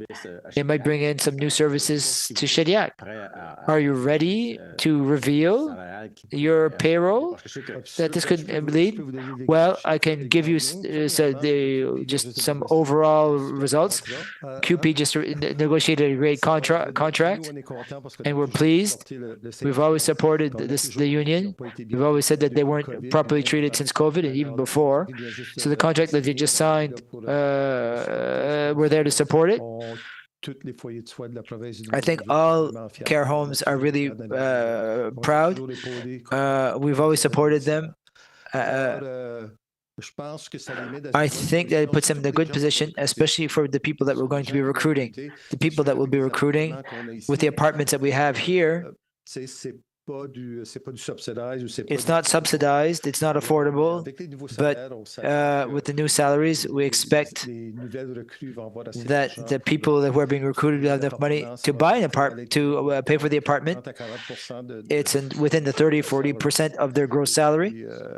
And I think that the individual employee will not own, we want to encourage them to buy homes. They'll have the opportunity to set some money aside. It will take 2 or 3 years to get on their feet. But in our estimates, we foresee that in 5 to 6 years, if the person sets money aside, they could start to think about investing in a home. So the operating budget for the home for 190 beds will be $48 to $52 million. 80% of that is salaries and benefits. 20% is electricity, maintenance, the building, snow removal, and all that. But 80% is devoted to salaries and benefits. Remove 15% of that, and that's gross salary. So we'll be talking about 38 to 40 million on an annual basis. That doesn't include Villa Providence. That's just the home, the operations of the home, not the new services, not the headquarters. We'll talk about that later. Thank you. Councillor Ronald Cormier, thank you, Your Worship. Thank you, Ronald. Thank you, George, for your presentation. There's a lot of information there. So just to remind you that we're recording this, so people might be watching you. So if you have any secrets to share, everyone knows your secrets. And now it's public. Congratulations. There are good things that you've identified. It's great to see that you are focused on a second life for Villa Providence. I do hope, wish you a lot of luck with that project. I think it could be an important project for the greater Shediac region. I'm not just going to say Shediac, the greater Shediac region. Congratulations on that. I do have a question.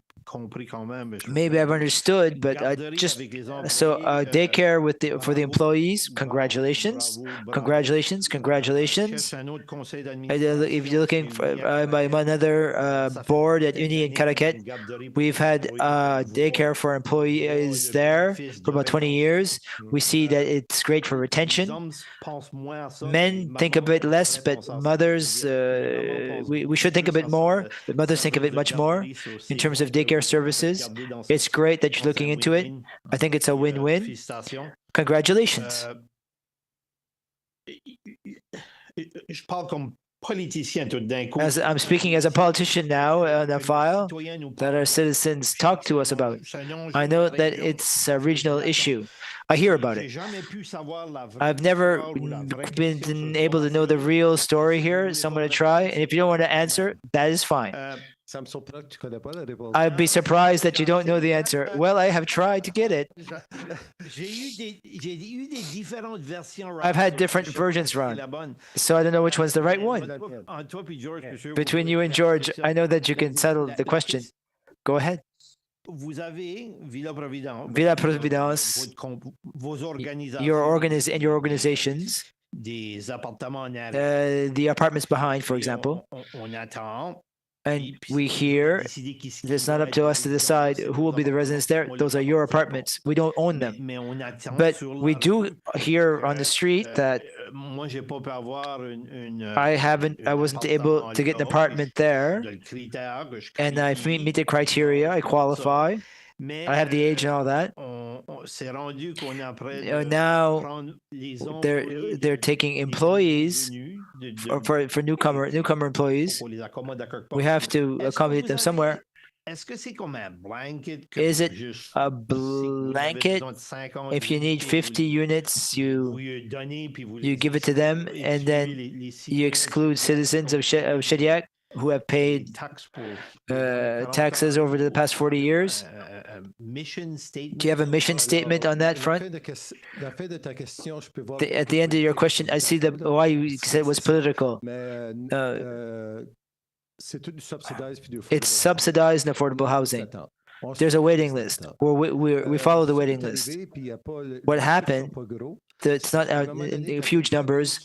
When there's a family that comes and we can't find anywhere for them, and an apartment available, I will take it. It's my decision. Each decision is made by me, okay? But the objective, yesterday, for example, today actually, 3 families are there. They've been there for 6 months. So we sent them a letter to say, find another place to be. It's a temporary. Really, you're right. And we have a waiting list. And at any rate, I think there's enough apartments in Shediac that there's no challenge placing them now. It's a good question. It's good to know that you think this way, Ron. It's not what we hear in the everyday street. If you can't explain what's really going on, you know how it goes. I know that there's some marketing to be done, and I asked my secretary to place me maybe at the end, maybe for the opening of the home. It's important that the community know what we do. A lot of people don't know us or the scope of what we do or what we do for this community. We do have some marketing to do. So if we find some time from here to the end of August, I will be there. Thank you for your great work. Well, thank you very much, Ronald and George, for your presentation tonight. It really tells us a lot about building plans, how it will happen, and what you're planning in addition to that. Look, it's going to be enormously beneficial to our community of Greater Shediac, even beyond. And we wish you much success. Thank you, Your Worship. I'd like to once say again, visit us anytime, a private visit before the official visit. The reason we're doing it, you know, politicians like Roland know that 15 and 16, the Liberals will be here unless I'm passing on something I shouldn't say. That's why we're doing the ribbon cutting. You're all invited. If you want a special visit, please don't hesitate. I think I spoke to Eve about it. Anytime. It would be a pleasure for you to show you this beautiful building. It's a really beautiful building. Thank you very much. We see it being made. It's going to be great, and we're going to cut the lawn soon. Thank you. Have a great evening. So, thank you very much. So we didn't have any correspondence to bring for the council tonight or reports for standing committees. Mr. CAO has a small report to do. A small report, yes. It's pretty thick, actually. Thank you, Your Worship, and thank you to the Council. So some follow-up quickly in terms of municipal operations. I have good news for you. We participated in the canoe project to buy some equipment. We received the equipment last week. I think that the employees were excited to have some new equipment arrive. And so quickly, it was the loader, the new loader that we received. In terms of the finance directorship, the competition closed last week. We identified a few candidates to go to the next phase to see if they're a good match for us. We'll start some interviews next week. We hope that we can identify a candidate among the people that we will be meeting. So we're already meeting people next week. In terms of the committee that's reviewing the council, the committee is meeting next week. They're looking into a recommendation and the objective that by the meeting of June 16, that the chair of the committee would come present the recommendation to this council to at least so that upon its return, the council could debate what would be to be done after that. In terms of community life, obviously, well, we're coming into the summer season. Things are moving quite a bit more. The summer camps will start at the end of the month with school closures. We're already the registrations are already 90% full, and that will last for about 8 weeks. So students have already started working to prepare some lovely programming for our municipality's youth. And they're very anxious to start. At the Rotary Park, there's some work that will start to improve. It's the phase 2, actually. Phase 2 of construction. This will start soon. It will also include the making the Big Lobster look a bit better. The Big Lobster is celebrating 35 years now. Over the next few weeks, as with every year in June, the artist, this year it's Aldi Howe. The artist will start to do some retouch work to make sure that the lobster is properly dressed up to celebrate its 35 years. The Sunday market will start in June, mid-June. As of the 15th of June, the market will be open. This weekend, on Saturday, it's the National Day of Trails. We have a full day of activities planned. I would invite you to go on Experience New Brunswick website to know more. On your desks, I put a little bike bell. We had them made for the participants who will be there. So all of the residents participating will have access to a lovely bike bell with the logo of the town of Shediac. Saturday as well, there will be the parade, the Luxor Shriner Parade, with all those little mini cars. They'll be in town. They're doing at the Multifunctional Center for conference. They'll also have a parade on Saturday around 2 p.m. And on the weekend, there will also be 2 activities. The first being at the Pascal Poirier Park Filipino group, community group. At the last meeting, we approved a project for them whereby they could have a market to celebrate dishes and things from their culture.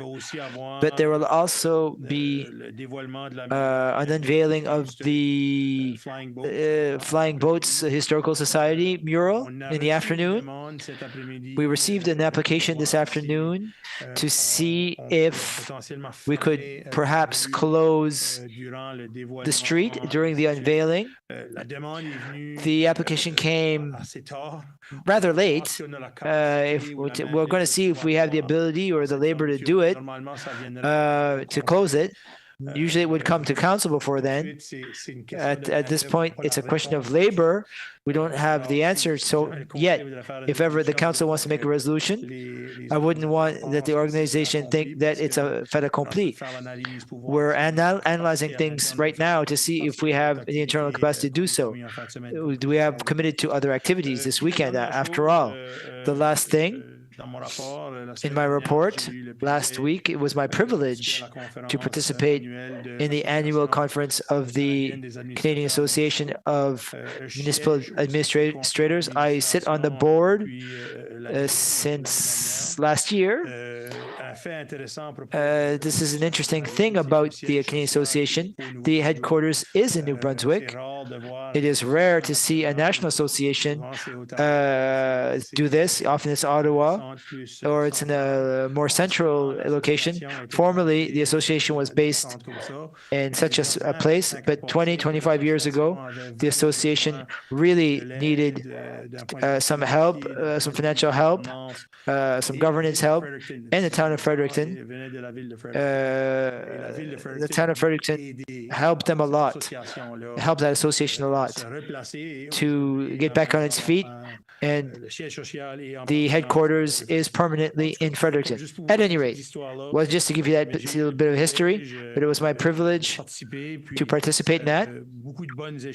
Lots of great communications and exchanges between municipalities across Canada, CAOs, administrators, also the opportunity to share with different partners and different potential suppliers for different various projects that we're considering. Speakers like Michael Landsberg, he was a former sports commentator on TSN. He spoke about mental health. Chantal Hébert, the journalist, she spoke about federal politics, as well as a great session by Sarah McVannell. She spoke about the power of gratitude, and many sessions, plenary sessions on the challenges in recruitment and retention in communities that are facing challenges. In the incivility issues, for example. Lots of great ideas around that. The use of AI in the world of municipal governance. Also, something on disinformation and the use of social media for local government. I really fully took advantage of the conference. The reason I mentioned that there's a headquarters in New Brunswick, even there's big provinces like Ontario and Alberta and BC, about 10% of the members who participate in the conference came from New Brunswick. And I would tell you that South New Brunswick was very well represented. And this brings a lot of interesting exchanges with local partners, even if I'd like to thank the council for granting that privilege.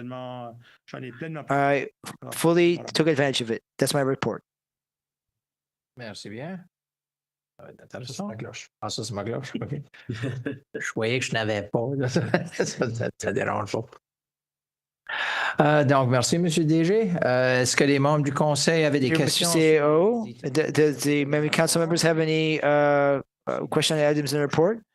Otherwise, we'll go to the next item. No recommendations from the local regional service commission or plan 360 or anything under unfinished business or under new business.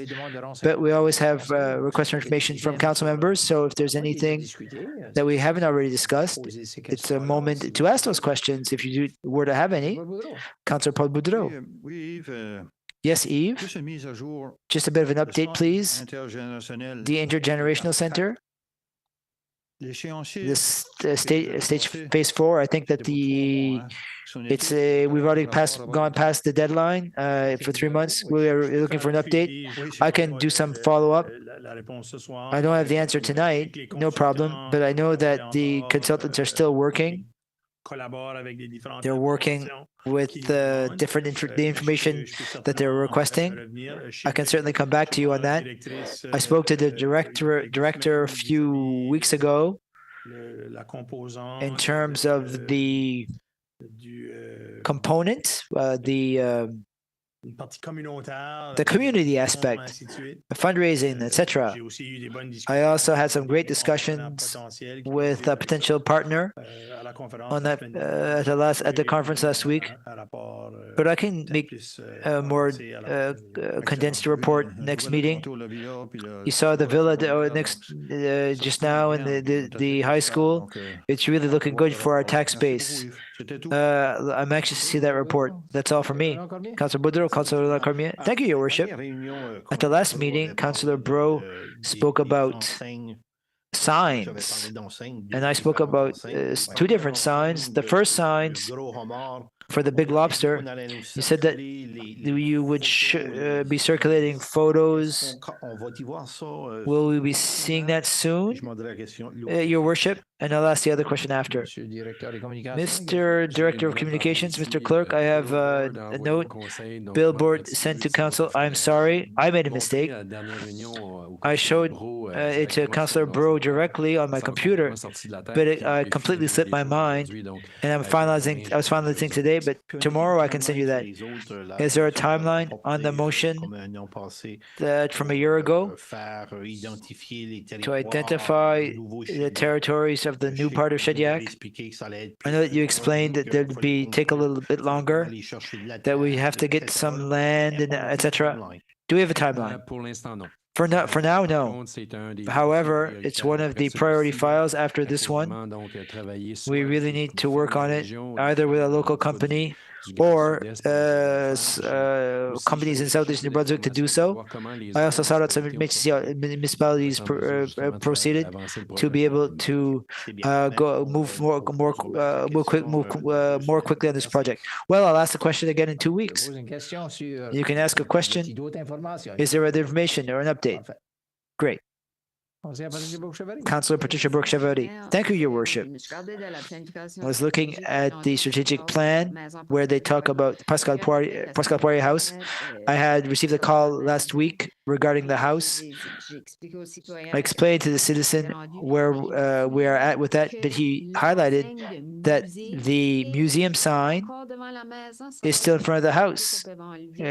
Could we perhaps remove the sign? Given that, and I don't know. I wanted to go past the house to see if it was indeed there. I don't know. Could we see if it's the desire of the council to remove the sign that he's mentioning in the interim? As we develop a sort of purpose for Pascal Poirier House, I wouldn't want to do it without the council say so. Maybe we can bring it to the next meeting. That person highlighted that if as tourists come to want to go visit the museum and the house is occupied at Visitor Information Center, it's not something that we promote. Well, that I know. If somebody were to come by, I presume that the citizen told me, I presume the sign is still there. Staff will take note of that. Thank you. Not seeing anything else? Great. Number 14, presentation and reading of bylaws. We have 3 items. The first is 61Z. It was for the second and third reading. During its first reading, this is for the commercial area for the whole of Main Street. There were some questions last meeting that were raised, and Plan 360 was absent from that meeting because there wasn't really nothing else on the agenda. So we had some questions. So it's a pleasure to see you here again here tonight. Had we taken note of what information we were looking for? I would imagine we had, Mr. CAO. It was mostly questions related to existing developing, if there would be an expansion, how it would work. We're talking about additions. if a building were to be demolished, if you build a new building on the same site, what should it represent? Mr. Robichaud from Plan 360. I was about to say Mr. Roy. I know it's not that. If you allow me, Your Worship, I prefer a little visual. I think that will help with the discussion. It can often help.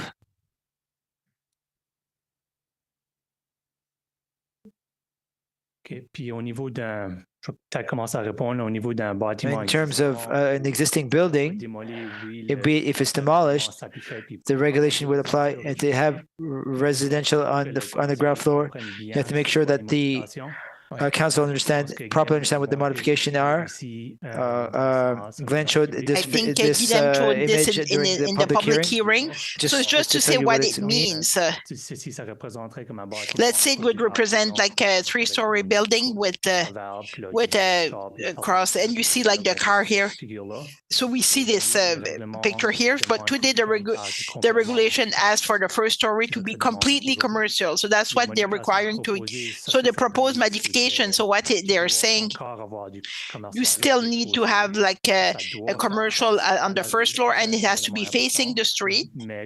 It's important, but the back of the building that they would have access could have residential. So it's only to mention like there's no major deviation, like to preserve like a main street, like a commercial corridor. It's just to give the opportunity to unique situation, like people with mobility issues, or they want to have like an apartment on the floor, so they would still have those options. So it's only one picture I saw, like to show. It showed like an aerial view. So once again, Main Street here. And for the first floor has to be completely commercial. So the back part, so 50% could be residential. So Councillor Cormier, I think, had mentioned this after. So a building could completely be commercial. So if only one with a residential component, like we could ask a part of it. It's in reaction with a specific project we came with this idea. So questions from the council members. So thank you, Mr. Mayor. I will continue with this question. I will use like a real example, and maybe people will better understand. I will use Shoppers Drug Mart in Czech just as an example. It's not a fact, it's an example. So today, like if we do not have this bylaw, Shoppers Drug Mart could not add an apartment at the back of the building. If we adopt like the bylaw for the municipality, so Shoppers Drug Mart, could they build like some apartments like attached to those buildings? Or so it means all the businesses in Shediac could build some apartment or units. Naturally, if they do have if they have land, they cannot build it right in the air. So that's what we're asking to change. In a nutshell, yes. Could we, if we do not want to do this, could we have an exception and maybe approve approve it right away, but without changing the bylaw for the whole municipality, and what they call it, like a spot zoning or something like that. Like a long time ago, they were calling it. So we had this option. Because if we approve this, we're kind of opening the door. Might be good or not good, I don't know. It comes here, So we can take a look at this. But if we approve this, so we give you like the right, which is okay, because that's what we decided to do. But you're not coming back here. I'm talking Plan 360, because according to the bylaws, you can do this. Do you agree with this? Maybe you don't agree with what I want to do or not to do, but so it would be like the reality. So this is like a regulation, so a bylaw. So I just want to mention today, you can have like residential and commercial zone. It has to be a second floor or up. So it's only like the form. It will change, but and to have more apartment residential like on Main Street where there's a lot of businesses, it's a good thing. So that's where people spend more time. I do not disagree, but so maybe I did not understand. So that what I understood, we can do it also just spread it like at the back of the building. And the reason to bring this here was to solve the conflict between the new building code and our bylaw. So, Mr. Mayor, so in principle, so the request like from the applicant, I'm not against because I know where it is. I'm not comfortable with this one. With the spot zoning, but I'm not comfortable like to give a blank statement, a green light for all the other buildings on the floor of the town of Shediac, because I think once we say yes, we're kind of stuck. Like we say yes, and then it's over. So what's making you, what is the concern? Like what could happen like that wouldn't be desirable? But it's what we don't, know in terms, is it a good idea to build an apartment or in the R2 like at the back behind the shoppers, or it might be good, maybe it's good or not good, it depends where it is located. It might be a good idea. The council says yes. So do we want to build a building right besides the Shediac co-op? Is it a good or bad idea? Is it where we should have it, or like a residential site in downtown? Maybe yes, maybe no. But once we say yes, it's not no anymore. Like the council cannot check anymore. So this is my. So that's why I was hesitant the last time. But I'm trying to accommodate, like the owner wants to build something nice. But you're saying there is a solution. It's a complete rezoning process. It can take 4, 5, 3 years. So it's a completely new process. So this evening we have to say yes or no. It's a second. So we have to say yes or no. If we can say yes, can go to the other option, or it can decide to do nothing. If you say no, he will have to submit another request if he wants to do it as presented. And you recommended like with you, like it would be a good thing for the town.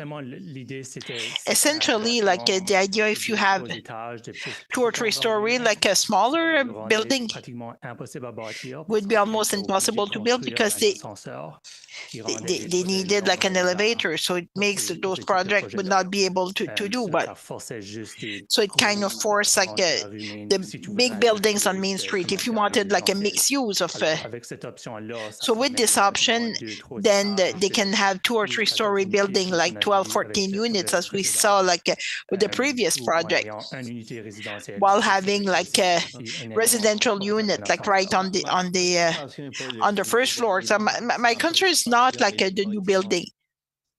It's the existing building. So this is my concern. And you're saying like they can.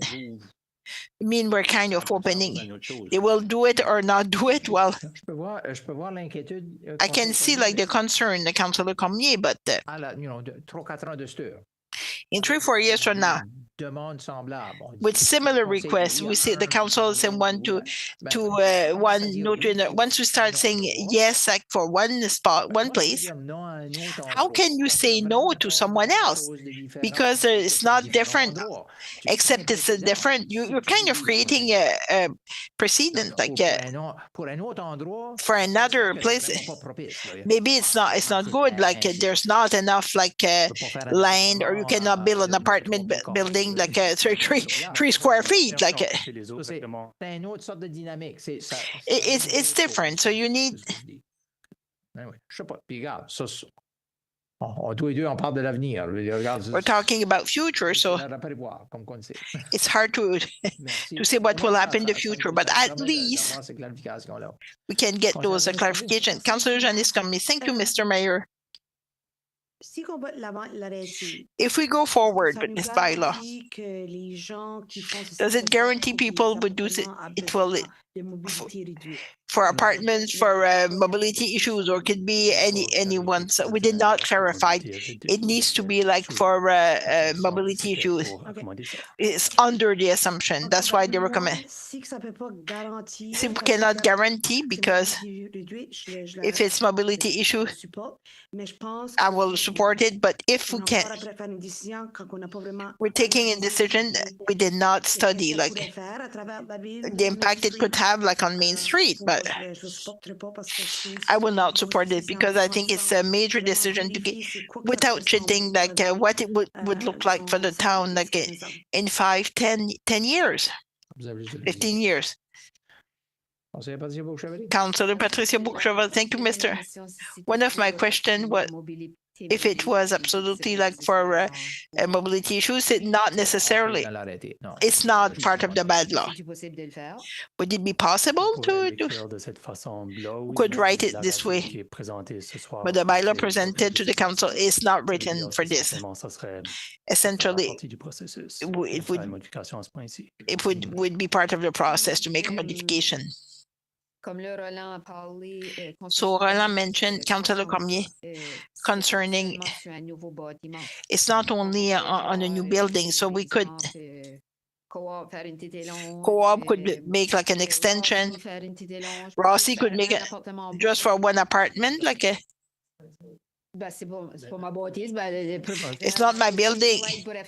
Ice Cream Delight could build an apartment at the back of the building, and nothing we could do because it corresponds under like the conditions, like 50% of the building would be reserved for commercial uses. And we made the assumption like all the other regulations, they have the setback parking, so they're all followed, but everything has to be there, so. We could build one apartment attached like, to a commercial building. You could build 3. But the residential not occupy more than 50% of the first floor. But I want to see like everywhere in town, like where there's a space, people all have a chance like to build an apartment there, and maybe a new building. It might be more more interesting than just adding to new buildings, especially downtown. Like as Roland said, the project there I supported, but downtown I wouldn't want to see like. I understand that it's to start all over again. So as planned 360, like essentially like a building, like 1-story building or 3 stories. It's not affordable to do so because they need like they need to have like apartment for people with mobility issues, because you have to create more units like to afford like an elevator, because an elevator would cost you like $250,000 like $1. I see it like it's. It's the impact. You will only have commercial, or you have commercial with many floors. Because they cannot put it the first floor because for now, but on the other hand, like they could put it everywhere, like besides any building, just attach something out. It's one of my concerns. Like, thank you. Any more questions? Mrs. Deputy Mayor, I see Eve as a no. Oh, it's nothing to do with this one. It's because I don't want to talk because others said what they say. I'm sharing the same concern than you. I would like to have some kind of clause for mobility problems. We need, like in our municipality, it's a kind of embarrassing.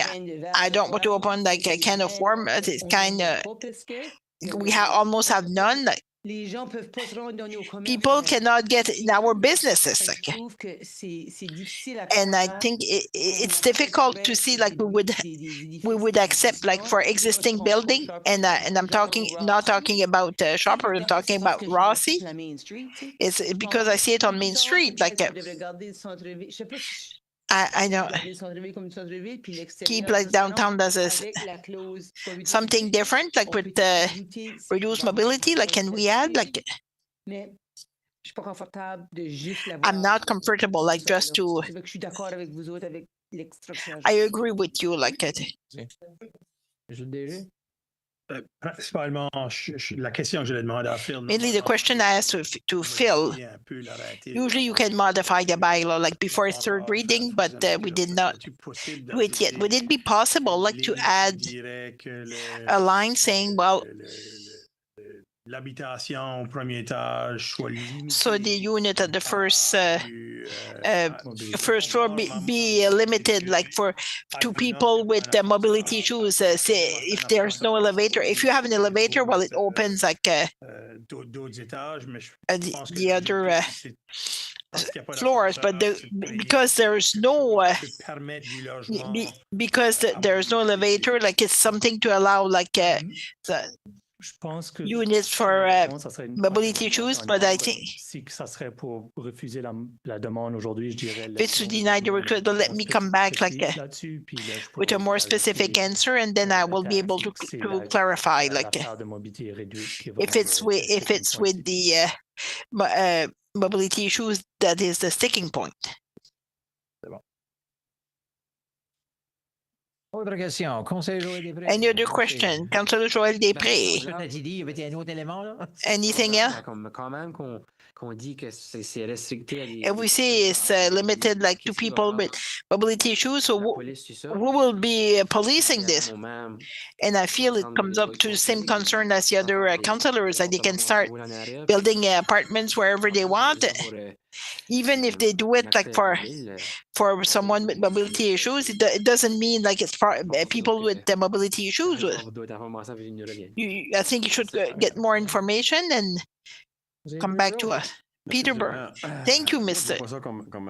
I do not see it as a disadvantage, but if we look at the municipal plan and what we want is more people like living in the downtown core, I think the possibility to have people with mobility issues will be there. If we have to force them, I don't think we'll be able to police this, but I see it positively, like new businesses who could take advantage of this. So it's more like cost effective for the business. It will bring more people like to live like downtown Shediac. So I think it's a good opportunity. So I don't think I don't see anything negative with this. Even if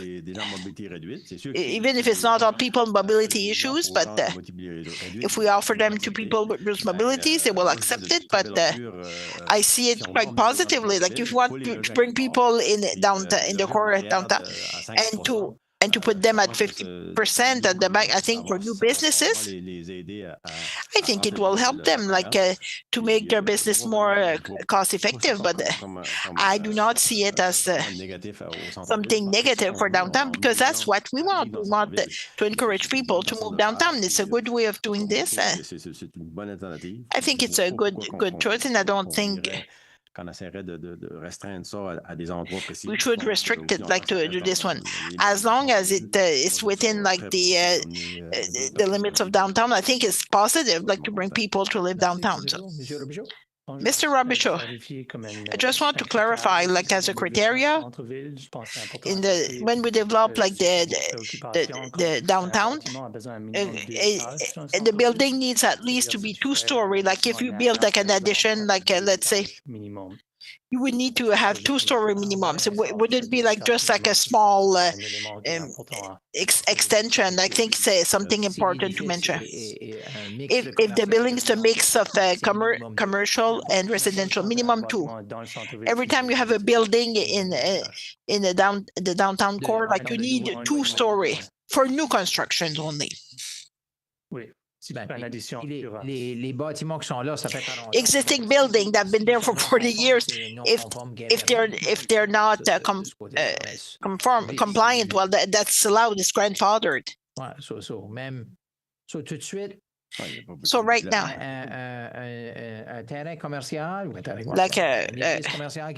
commercial building only wants to build a business. They would need 2-story? Yes, okay. Downtown only. In our downtown, general commercial is past the bridge, or you can go to 1-story only. Thank you. So you get even more information. So that was the point. Councillor McElroy. It looks like Phil's going to come back with some clarification and recommendations. I'm just wondering, we're doing this to comply with the National Building Code, correct? So it's something ultimately we're going to have to do in some fashion. If someone applies to do something and we turn them down, they can say, well, it's written right in the National Building Code that's... Well, there'd be alternate method to comply to the building code, which would involve building an elevator. Okay. So, but it's an option. Yeah. But so the elevator is a cost, for sure. Cost, yeah. Well, I'm just wondering about an effective date. We can't require that existing buildings vacate half their commercial space on the first floor and put in a mobility. You don't do that. It's as the mayor referenced, that's grandfathered. So why couldn't you have an effective date? Effective this date, new projects will comply with that 50%. So, and it has to be a new building, not an addition or not can it be worded that way? So good question. That's all I'm wondering. It seems to me it's a good question. It could still apply to downtown, and it could start on such and such a date, and it has to be a new build. Can't be an add-on. That's a good point.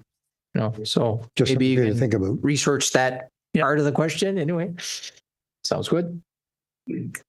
Conseiller Jean-Claude Bertin. Merci, Monsieur le Maire. Thank you, Mr. Mayor. So a little bit like a Councillor Borough, in town, there's not a whole lot of space behind the building. First, they'll not be able, on the side of the building, and we have a big apartment building on Main Street where St. Louis Bar and Grill, so you have apartments, no problem there, but it will bring other businesses where more people will walk downtown, and people less traffic, so people will be walking. There's already some apartments behind, the ice cream bar, where the flower shop was. So there's some apartments there too. So. And it doesn't bother anyone. And I don't think where the business will take buildings and they have a hard time repairing those and starting extending them at the back. Even if they did something at the back, it will have to be 2-story. The parking at the back. I think it's positive where those if this development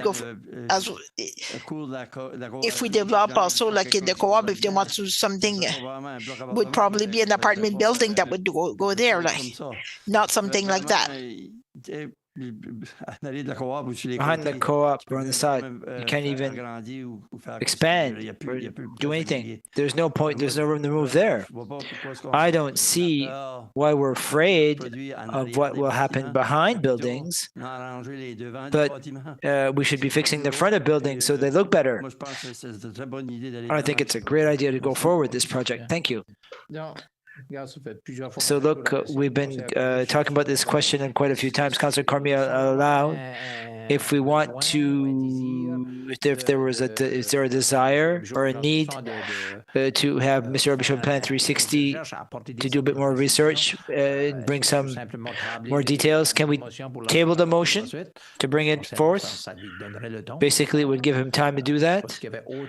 I don't know if there's anything else that you'd like Mr. Robichaud to do. That's what I want to do. I wanted to, Your Worship, I wanted to table the second and third reading to the next meeting so that Mr. Robichaud can come back and answer our questions. I think it's our duty to have all of our questions answered before making big decisions. When we raise many aspects, it will allow you to think about that and do some research. So the tabling is moved, seconded by Councillor Sherman. All those in favor shall say aye. Contrary minded, nay. Motion carried. Thank you very much. So a little bit more work.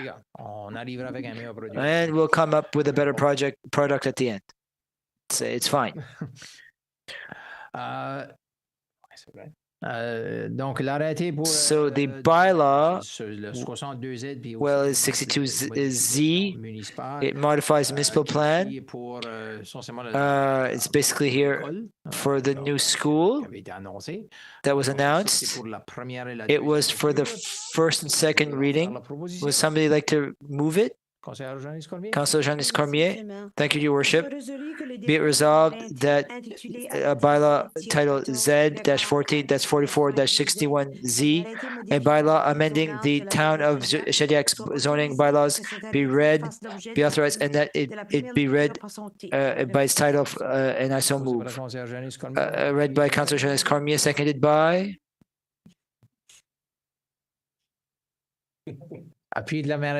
second by the Deputy Mayor Sylvie Colette Boudreau. She was Mr. C. All those in favor shall say aye.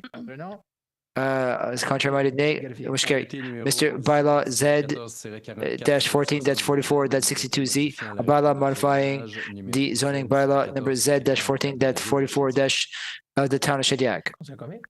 Councillor, that we accept the first reading of bylaw Z-14-44-61Z by its reading. Moved by all those in favor. Otherwise, all those in favor shall say aye. Contrary minded, nay. Motion carried. Councillor Cormier. It's number three. There was five there. Be it resolved that bylaw Z-14-44-61Z, bylaw modifying zoning bylaw of the town of Shediac be read a second time by its title. Seconded by Deputy Mayor Sylvie Colette Boudreau. All those in favor shall say aye. Contrary minded, nay.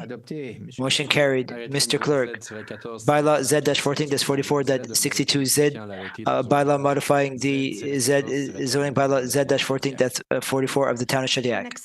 That we accept the reading of bylaw Z-44-44-62Z by its title.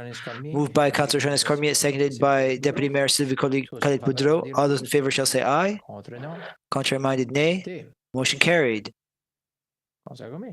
Councillor Cormier, be it resolved that the introduction of a bylaw entitled bylaw that be it resolved that the 13P, a bylaw modifying the Shediac municipal plan be authorized, and that bylaw be read a first time by its title. I so move. Moved by Councillor Janice Cormier, seconded by Deputy Mayor. Question: all in favor shall say aye. Contrary minded, no.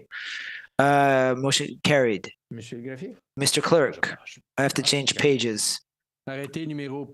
Bylaw P-14-36-13P, a bylaw modifying the municipal plan of Shediac, P-14-36. That we accept the first reading of bylaw P-14-36-P-13P by its title. Moved by Councillor Jonas Cormier, seconded by Deputy Mayor Sylvie Colette-Boudreau. All those in favor shall say aye.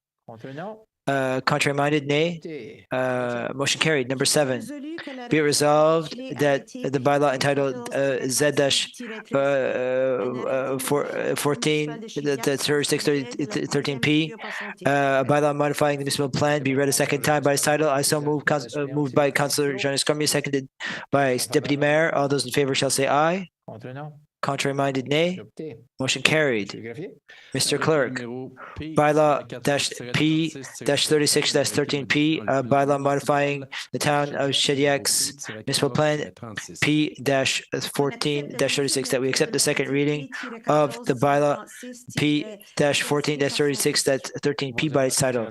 Moved by Councillor Jonas Cormier, seconded by Deputy Mayor Sylvie Colette-Boudreau. All those in favor shall say aye. Motion, contrary-minded, nay. Motion carried. Thank you. That was a long one. I hadn't realized. So the next one is bylaw 25 for first and second reading. It was the item that we had for the public hearing earlier tonight.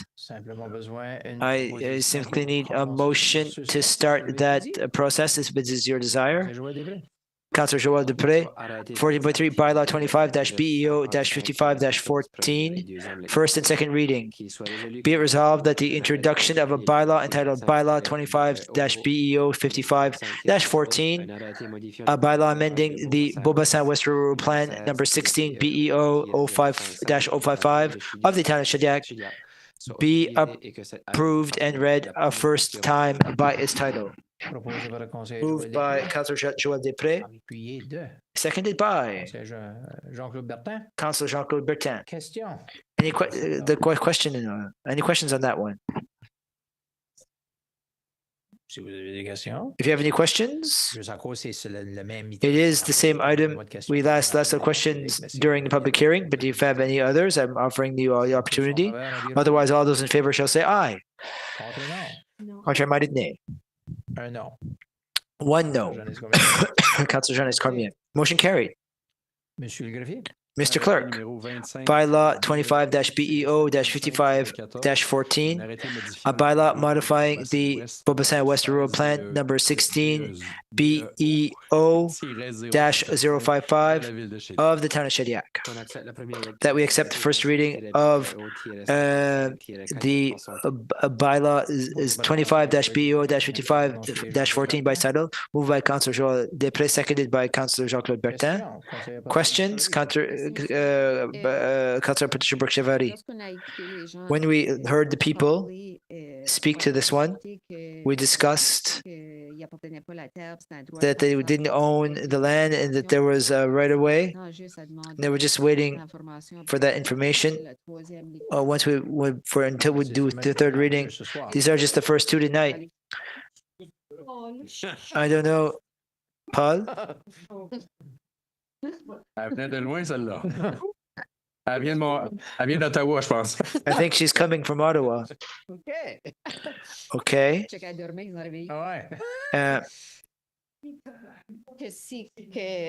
If we can't get the information and more details concerning the private street, if we could wait the third reading.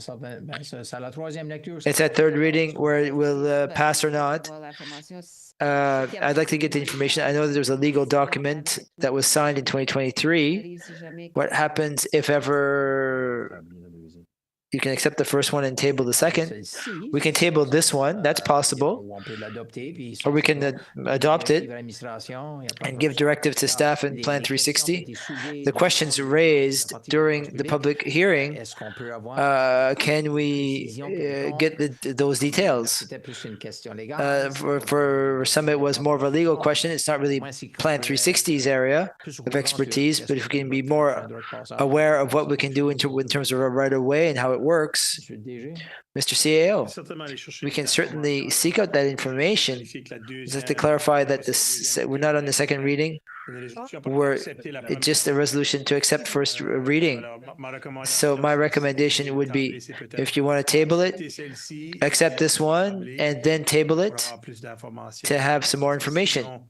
Otherwise, we'd need to start by doing the first reading next time. We'll vote. So we've done first reading already. It was adopted, and it was the second reading. No, this is to adopt the first reading. This is to accept the first reading. We're only at number 2. Okay. I thought we were at 3. So I thought I was at 3.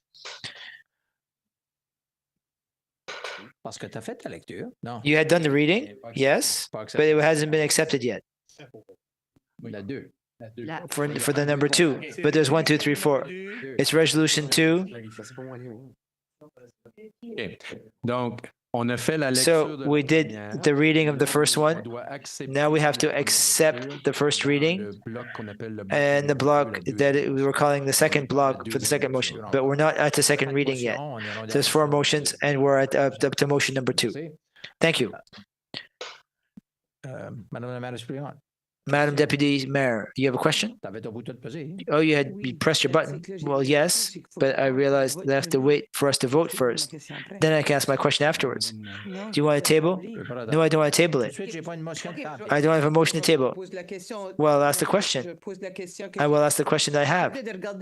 I'm looking at the presentation tonight. I wanted to make sure I had the right terminology. This was passed at the PRAC, a review committee, and in Moncton, we weren't there. Did they ask the question then to who owns land? It's not known. We raised the question tonight only, right? Thank you. I just want to make sure. I don't want to do work twice. I have a real question. Did it already pass at the PRAC? On the 26th of May. And they recommended it. It wasn't. The point wasn't raised. The issue wasn't raised by anybody, so it passed. So on the question, I thought I have to ask for the vote for motion 2. That's where I'm at. All those in favor shall say aye. Contrary-minded, nay. 2 noes. Sorry, it was a yes. 1 no. Yes, it was no, or yes, it was yes. Councillor Roland Cormier, Your Worship, I'd like to motion to table this one. That we table the second reading. Councillor Roland Cormier moves to table the second reading. Councillor Patricia Brooke-Chevalier seconds. All those in favor shall say aye. Contrary-minded, nay. Motion carried. It is tabled. So a bit more work to be done on that one. Number 15.1.